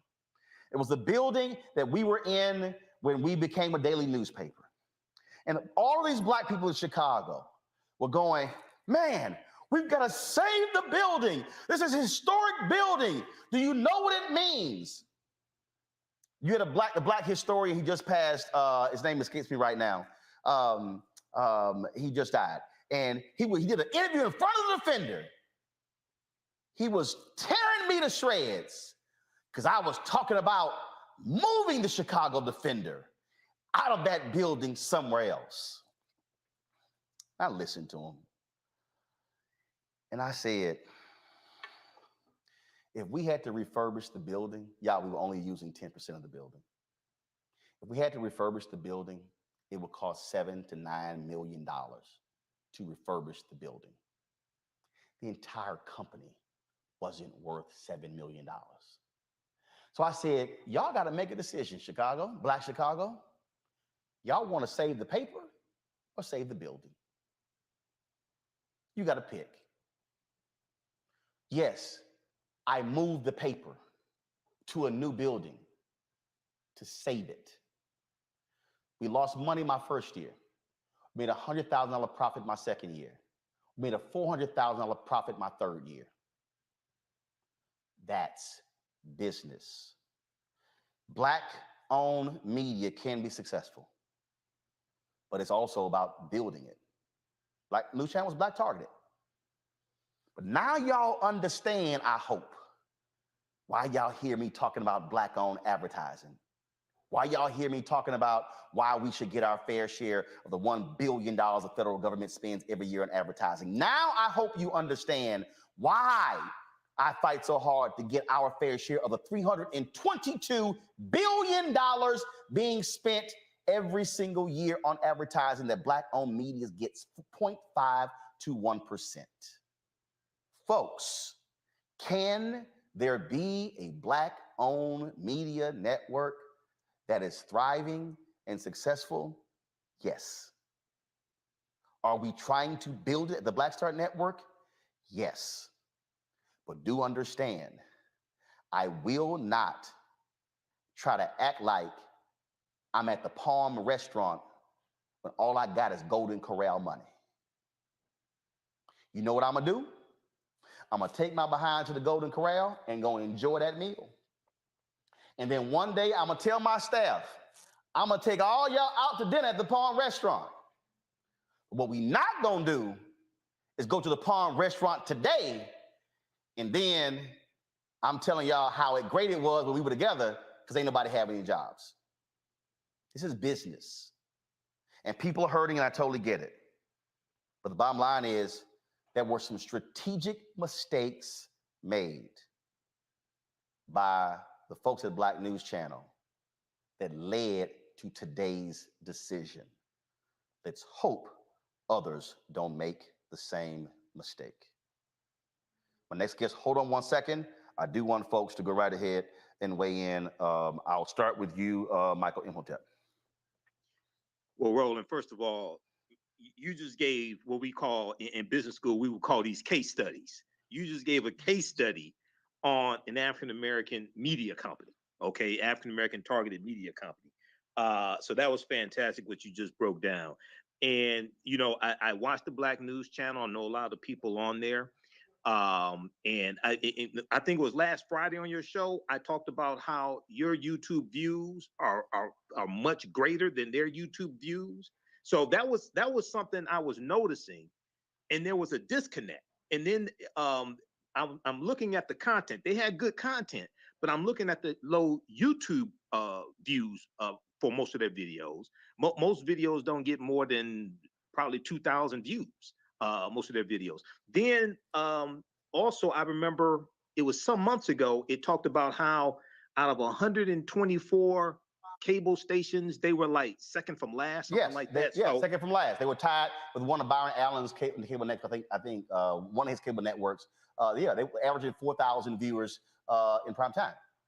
Yep. You know, so I have respect for J.C. Watts for what he was attempting to do. You know, I may disagree with him here and there. I have respect for what he was trying to do. Hopefully, something, this channel, I've been rolling with you since like 2016, Roland, since I used to guest host your nasty syndicated radio show. So hopefully something else will come along. Streaming is the future. Okay. And you know, lastly, Peacock losing $1.7 billion, man, I'm in the wrong business. I mean, you got $1.7 billion to lose. Yeah, and again, and keep in mind, Nexstar flipped WGN America to launch News Nation, a cable network, and they're losing millions as well, but they're publicly traded. They can afford that. When you have a sole investor, you have to protect every single dollar. Let me go to Kelly. Kelly? First and foremost, thank you for this masterclass on, communication strategy and business management. I mean, it was phenomenal. And you were absolutely right in everything you said. But the moral of the story here really is to just minimize your expenses and maximize your revenue. And BNC did not do that very well, if at all. And this is what happens when you don't do that. You bite off more than you can chew, and you just you fail, in every sense of the word in this regard. Like they did have wonderful numbers when it came to the confirmation hearings this week. It's too late. But that's not enough to carry a news station. Yep. Like you said, like you need to really be cognizant of how you spend your money and stop comparing yourself to stations and networks that are decades in the making. Like CNN was not built in a day. Nope. CNN wasn't even built in 3 years. Nope. So you have to take that into consideration when you're building anything, let alone a network. They could have done so many other things that would have been far more impactful than what they did, and still would be here today had they done those things. They could have started off in YouTube. They could have started off in TikTok.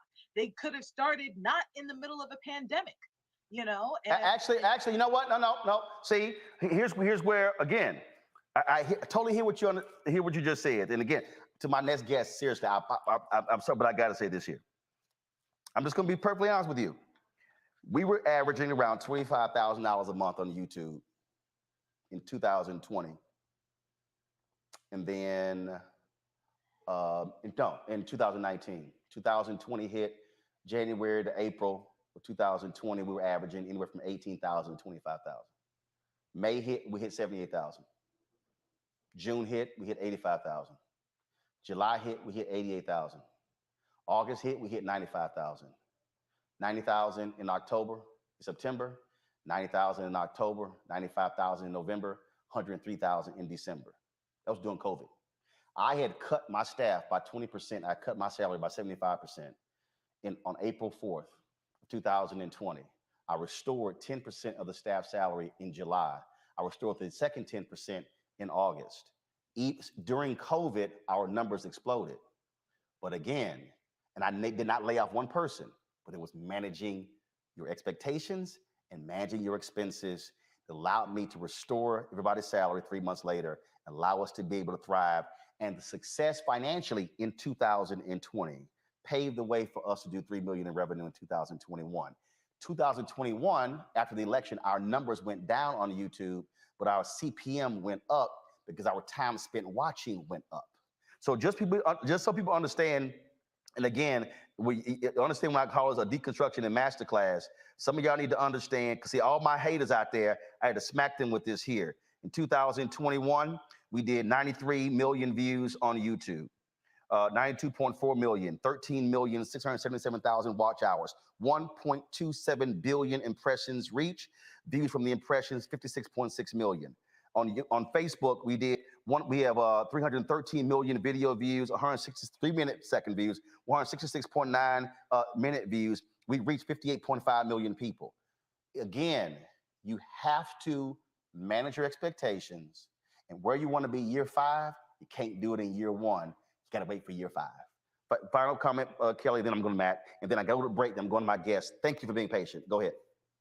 No, I absolutely agree with you there. What I'm saying is, in your case, what you did was not trying to get on a cable news lineup.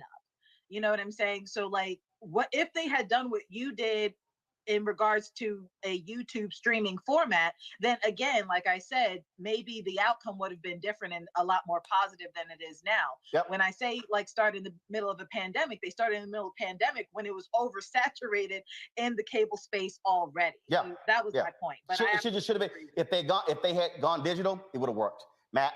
Exactly. Matt.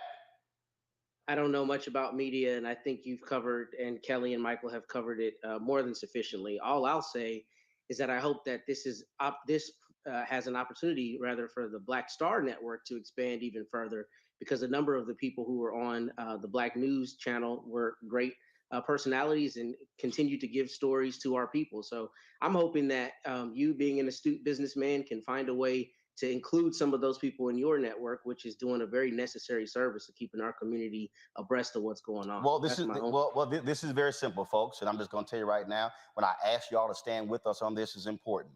Here's the reality: if the federal government is spending $1 billion a year on advertising, if Black-owned media gets 10% of that $1 billion, that's $100 billion.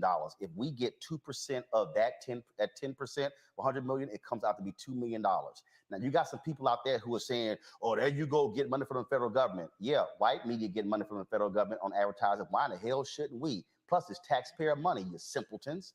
So yes.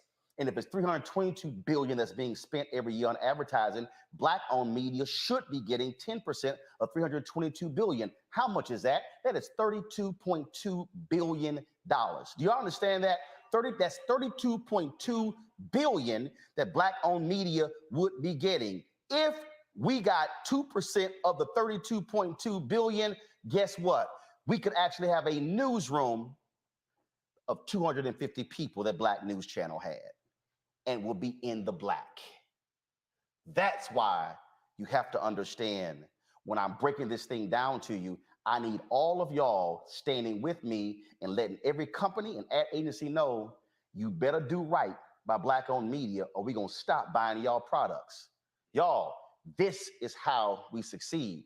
So don't sit here and cry today about Black News Channel not existing. It's a little hard to exist when you're not getting the money. And in the words of Frank Lucas, an American Gangster played by Denzel, I'm going to get that money. Support Black Star Network. Download the app. Apple phone, Android phone, Apple TV, Roku TV, Amazon Fire, Xbox One, Samsung Smart TV. Y'all, we had about 34,000. We need to hit 100,000 downloads, because when I go to advertisers, that's also money. We got to get you to do the downloads. Also, support our Bring the Funk fan club. Y'all have heard me say this before. If 20,000 of our fans contribute on average $50 each, that's $4.19 a month, 13 cents a day. That's $1 million we will raise to be able to pay our staff, to add staff. I have literally 8 people waiting to be hired right now. We just launched 4 new shows in February on the Black Star Network. I got 4 new shows in development. I got to hire more staff. You want to send your check or money order, P.O. Box 57196, Washington, D.C., 20037. I ain't got a billionaire giving me $50 million, but I guarantee you, if I had that $50 million, oh, shit. Cash App, $ RM Unfiltered. PayPal is R Martin Unfiltered. Venmo is RM Unfiltered. Zelle, Roland at RolandSMartin.com, Roland at RolandMartinUnfiltered.com. And just understand, I'm a 1987 graduate of Jack Yates High School, Management School of Communications. This is what I went to school for. It's all I've done for 40 years. So don't act like I don't know what I'm talking about. Coming up, remember the story out of Orlando? Baby was injured when the father fired a warning shot when the cops bust in. They dropped the charges, but there's still some drama. We'll discuss that next, right here. Roland Martin Unfiltered, the Black Star Network, Black owned and in the black.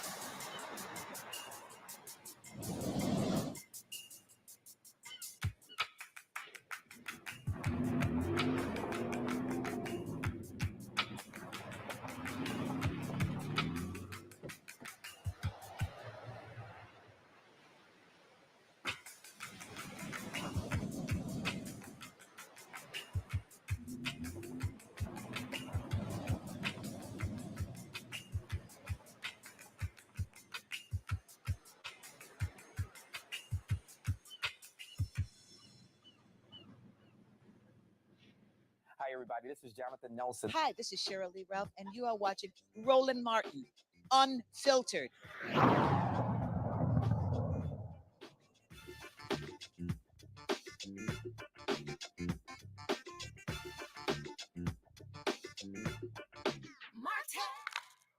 Okay. All right, folks. Last month, we told you about the story of a Florida father facing attempted murder charges for shooting at police officers during a late night attempt to execute a search warrant. The good news, the state dropped all charges against Corey Marino Jr. this week, but his lawyers are still seeking justice for 1-year-old Silent, who was injured in police custody. The police and his brother give different accounts of how the child was hurt. Joining us to update the case is Corey Marino Jr. from Florida and his attorney, James A. Bryant from Los Angeles. Gentlemen, glad to have both of you here. First and foremost, Corey, you got to feel good. They dropped the charges. Thank goodness. Yes, sir. Yes, sir. I mean, look, you're lawful gun owner. You're in your house. You don't know who the hell's busting in your doors. Right. Yes, sir. So, hey, I'm just happy that they dropped all charges, and I'm just really blessed. But let's talk about when it comes to your son. So exactly what's going on there. And first of all, let people know again what happened so folks understand how your son was injured and what is his condition today. Okay, so it was about 4 something in the morning. Police did a search warrant. I heard a bang at my door. I jumped up, grabbed my firearm. By the time I got midway in the hallway, I heard another bang and my door swung open. It was pitch black out the door. I fired a shot at the door. And once I heard it was the police department, I lowered my firearm. I was screaming that my gun is down, my gun is down. I walked outside, I put my hands up and I got on the ground and I was arrested after that. I don't have the specific details on what happened with my kids because I wasn't on the scene and I didn't get any information on that. Their mom got all the information about that. James, tell us about that. What happened was while Kylan and Kayon, the two children, were taken into custody by the officers, while both of the children were sitting in the back of the vehicle with one of the officers, another officer opens the door, and as he does that, he drops Kylan directly on his head, and it hits the cement. And he suffers some serious head injuries as a result of that fall. So, and he suffered that, and he's still having issues? Absolutely. As we kind of described before, he was a little over 1 year of age at that time. And so he's dealing with still odd behavioral issues. He was walking prior. He's no longer walking anymore. He has been seeking some treatment with a neurologist, and we believe that he may have unfortunately suffered a traumatic brain injury as a result. We're crossing our fingers to hopefully, figure out if this is something that will be something he can overcome. But he's really going through quite a bit at this point. And so what have y'all filed a suit against the police department in the city? Yeah, so we just completed the claim that we have to submit for the city. We're going to submit that to the city of Pensacola this Monday. And we're also looking at, beyond just state tort charges, we're looking at a federal 1983 civil rights violation for failure to render aid for Kylan when he was injured during this situation. I'm not sure if you recall, but the EMS had come. The police essentially told the EMS to leave, not to take him to the emergency room. They tried to play it as if he had barely suffered any injuries. When Ms. Dixon appears to pick up her child, she recognizes that he's unrecognizable. And when she says she needs to take him to the emergency room, they tried to dissuade her from doing that as well. And so they failed to render aid to this child. And we plan on holding whomever failed to assist this child accountable. And Corey, how are y'all?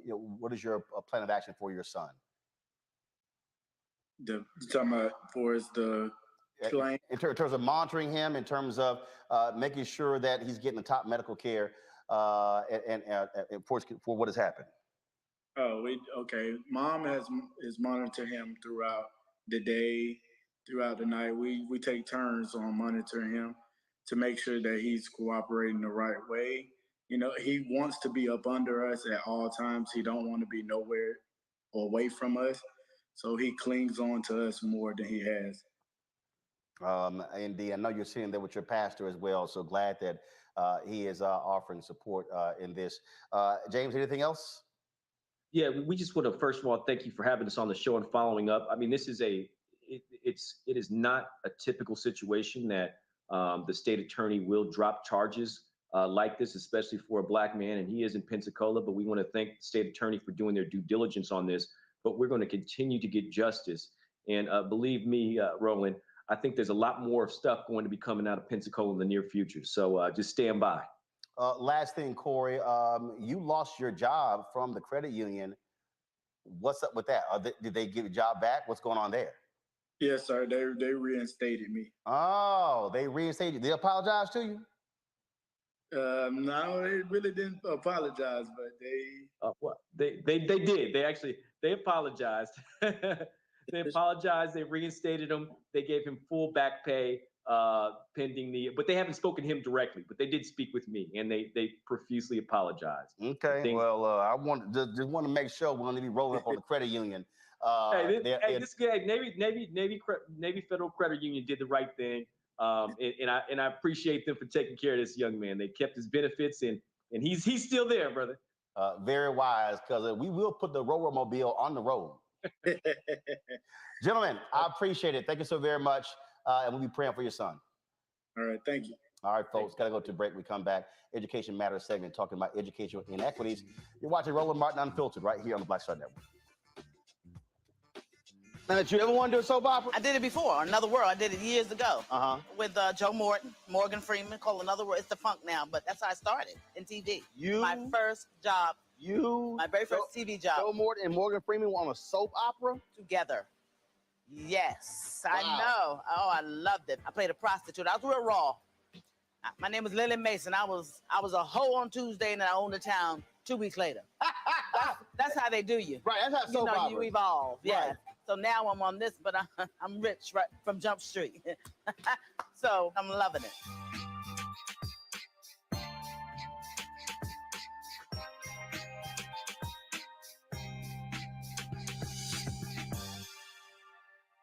Don't you think it's time to get wealthy?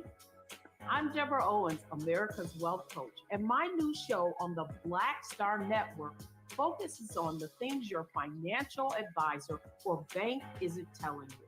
So watch Get Wealthy on the Black Star Network. Black Star Network is here. Oh, no punches! I'm real revolutionary right now. Support this man, Black Media. He makes sure that our stories are told.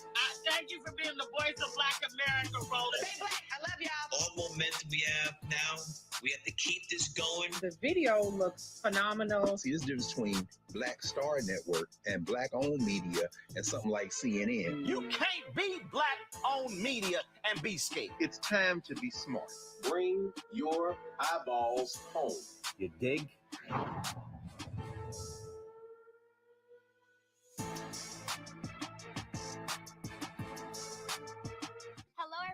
It's Kiara Sheard. Hey, I'm Taj. I'm Coco. And I'm Lily. And we're SWV. What's up, y'all? It's Ryan Destiny, and you're watching Roland Martin Unfiltered.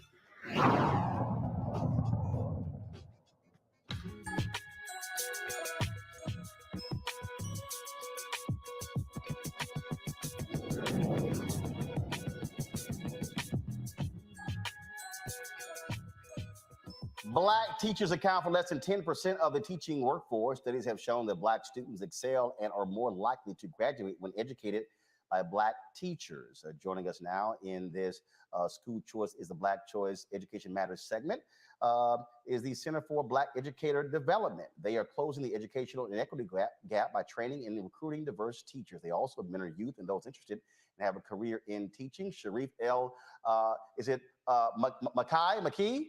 El Mekki. El Mekki, Sharif El Mekki, founder and chief executive officer of the Center for Black Educator Development, joins us from Philadelphia. So how are you doing it? And how are you targeting them? How are you training them to be successful?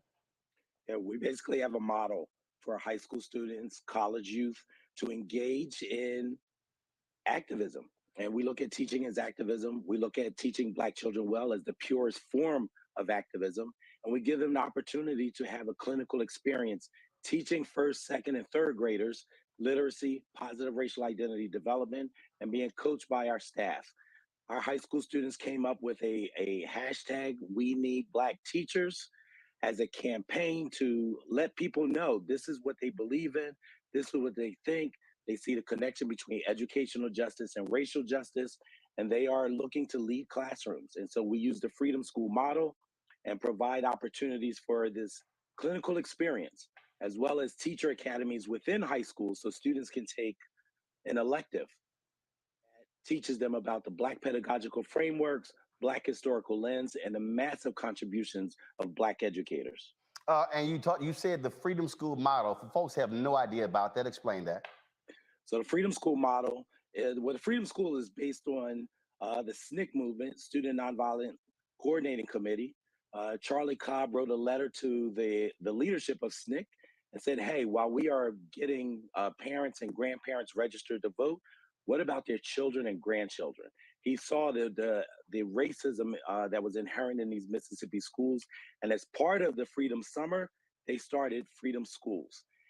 Marion Wright Edelman and the Children's Defense Fund built on that model in the 90s, Philadelphia Freedom Schools. And we're using that same model, make it a teacher apprenticeship program where students, Black high school and college youth, participate in paid apprenticeships to teach and learn about teaching, to learn about the Black pedagogical framework and the Black historical lens. And we coach them, we mentor them. And last year we had 99 Black teacher apprentices across 14 states. We have an in-person as well as a virtual model, 14 states, 99 Black teacher apprentices. And as of 2019, we have 24 Black youth who've come through our program who are now within schools, working in schools as teacher residents or teachers of record. And so we are very proud about this Black teacher pipeline that we are building that is national. It is a model that is sustainable, highly effective, and predictable. How many have y'all placed? 24 so far. Got it. All right, let's go to our panel here. Let's start with Kelly. Hi, thank you for being here. I did not realize the disparity of Black teachers in classrooms until I talked to friends who were not from the DMV area. I was born and raised here I was born in Baltimore, raised in DC, so I grew up in DC, and I've had at least one Black teacher in every single grade level that I've ever had. And I did not realize the impact of that until I met people who did not have the impact of that. So could you explain to those of us who take Black teachers for granted exactly what it means to have a Black teacher in the classroom from the time you get into school at 3, 4, 5 years old to the time you get into college? Well, we know short term that Black students that have a Black teacher have a higher sense of belongingness, better grades, better attendance, better test scores. They see themselves within the curriculum. They're able to see the connection between real world applications and what's being taught. Dr. Constance Lindsay and her colleagues showed that long term, over 100,000 of students across multiple states, they saw that a Black student with a single Black teacher, it was up to 39% less likely to drop out and up to 29% more likely to go to college. So what we know, and what we've known for a long time, while we're talking about it more today, Caroline LeCount was demanding more Black educators in the 1800s here in Philadelphia. The 1967 Black student walkout in Philadelphia, where Frank Rizzo sicked his goons on these Black youth. Then one of their demands was more Black teachers because they knew about the positive racial identity development, the understanding and seeing themselves within the curriculum was absolutely critical for their success. They saw Black teachers have higher expectations as well as higher support, and they see this as a community. They see themselves within these students, and they know the difference between the job and the actual work. Many educator prep programs prepare people to work in the systems. Often Black teachers know how to work in communities, and that is a very big difference in mindset. Michael. All right, Brother Sharif, thanks for coming on today, sharing this information with us. With your teacher apprenticeships, is it one training, one type of course for all different subjects that teachers may teach, or is it tailored to specific subjects they may teach? Can you explain that some? Absolutely. So we landed on Black literacy. We landed on what could a ninth grader in high school teach a first grader? Do you teach ST before TH? Do you teach RH before, LE? Like we really used the research, Dr. Nell Duke, as well as others, Dr. Tatum. What could high school and college Black apprentices learn about literacy and then teach to first, second, and third graders? Avoiding the summer slide, understanding literacy is the foundation for any subject they may teach in the future. Right. But then also the positive racial identity development. What is it that ensures that these Black children, as well as the Black youth who are serving as apprentices, understand about the legacy, about their impact, about their contributions? Many educators who are trained to work with our children through traditional models learn about white educational theorists and white behavior theorists. They learn about Horace Mann, John Dewey, B.F. Skinner, Piaget, people who have theories that didn't even include Black youth. But Right. suppose we have Black youth who learn about Dr. Carter G. Woodson and Nanny Helen Burroughs and Mary McLeod Bethune and Lucy Craft Laney and what they thought about teaching and learning in our communities. So literacy, positive racial identity development, and then some kind of educational activism activity. But we grounded it in literacy. Okay, thank you. Matt? Thanks for coming on, Brother Sharif, and sharing the program. I'm particularly interested in, I have two questions, basically. Sure. One, how you develop that cultural pedagogy, because I think that's incredibly important. And the second question is for college students who are coming out, who are going to teach, what have you done to incentivize them joining the program rather than Teach for America, where we know there's a bunch of complaints about how people go and get a master's degree, don't invest in the community, and just leave and use it as kind of a revolving door? What, if anything, have you done to get that contingent of teachers to make sure they invest in the community and invest in the students' outcomes? We've been very fortunate to engage with college youth who are actually from the community. So in person, we are in Philadelphia, Camden, and in this summer, we'll be in Detroit. And then virtually, as I mentioned, it'll be 14 states this past summer. The Black college students who engage us are interested in leading classrooms. They're interested in the connection between activism and teaching, the connection between educational justice and racial justice. Some of them said, like, you know what, I had a negative experience in school. And we say, consider becoming the teacher that you wish you had and knew you needed. Consider becoming the vanguards, leading a classroom to support your younger brother, younger sister, your younger community member. And these, you know what, brother, it's been absolutely amazing to see the activism. But the activism in youth is not new, right? We knew the SNCC, Black Panther Party, and so many other movements were grounded in the youth. And we're just tapping into that activism, that sense of justice, and tying it into the purest form of activism, which is teaching Black children well. So that opportunity that our students have been involved in has been really profound. We have 4 young men, for example, that are our inaugural Black Teacher Pipeline Fellows. This is a partnership with the United Negro College Fund. These young men have gone through our program. They're in college now at Morehouse, Westchester, College of Worcester, Howard University. And they've saying, I'm coming back to Philadelphia to teach, to lead classrooms. And in partnership with UNCF, we're providing them with last dollar scholarships, as well as retention stipends once they start teaching for their first 4 years of teaching. But what we're doing is building a community. And these students are from these communities, and what they're vowing is to return, give back, and lead. And as Mary Church Terrell used to say, educators lift as they climb, and that's what these college youth are intent on doing. All right, Sharif, we appreciate it. If folks want to get more information, where do they go? www.thecenterblacked.org. And we're on all the social media platforms. #WeNeedBlackTeachers. All right, then. And we do need Black teachers. We appreciate it. Thank you so very much. All right, folks.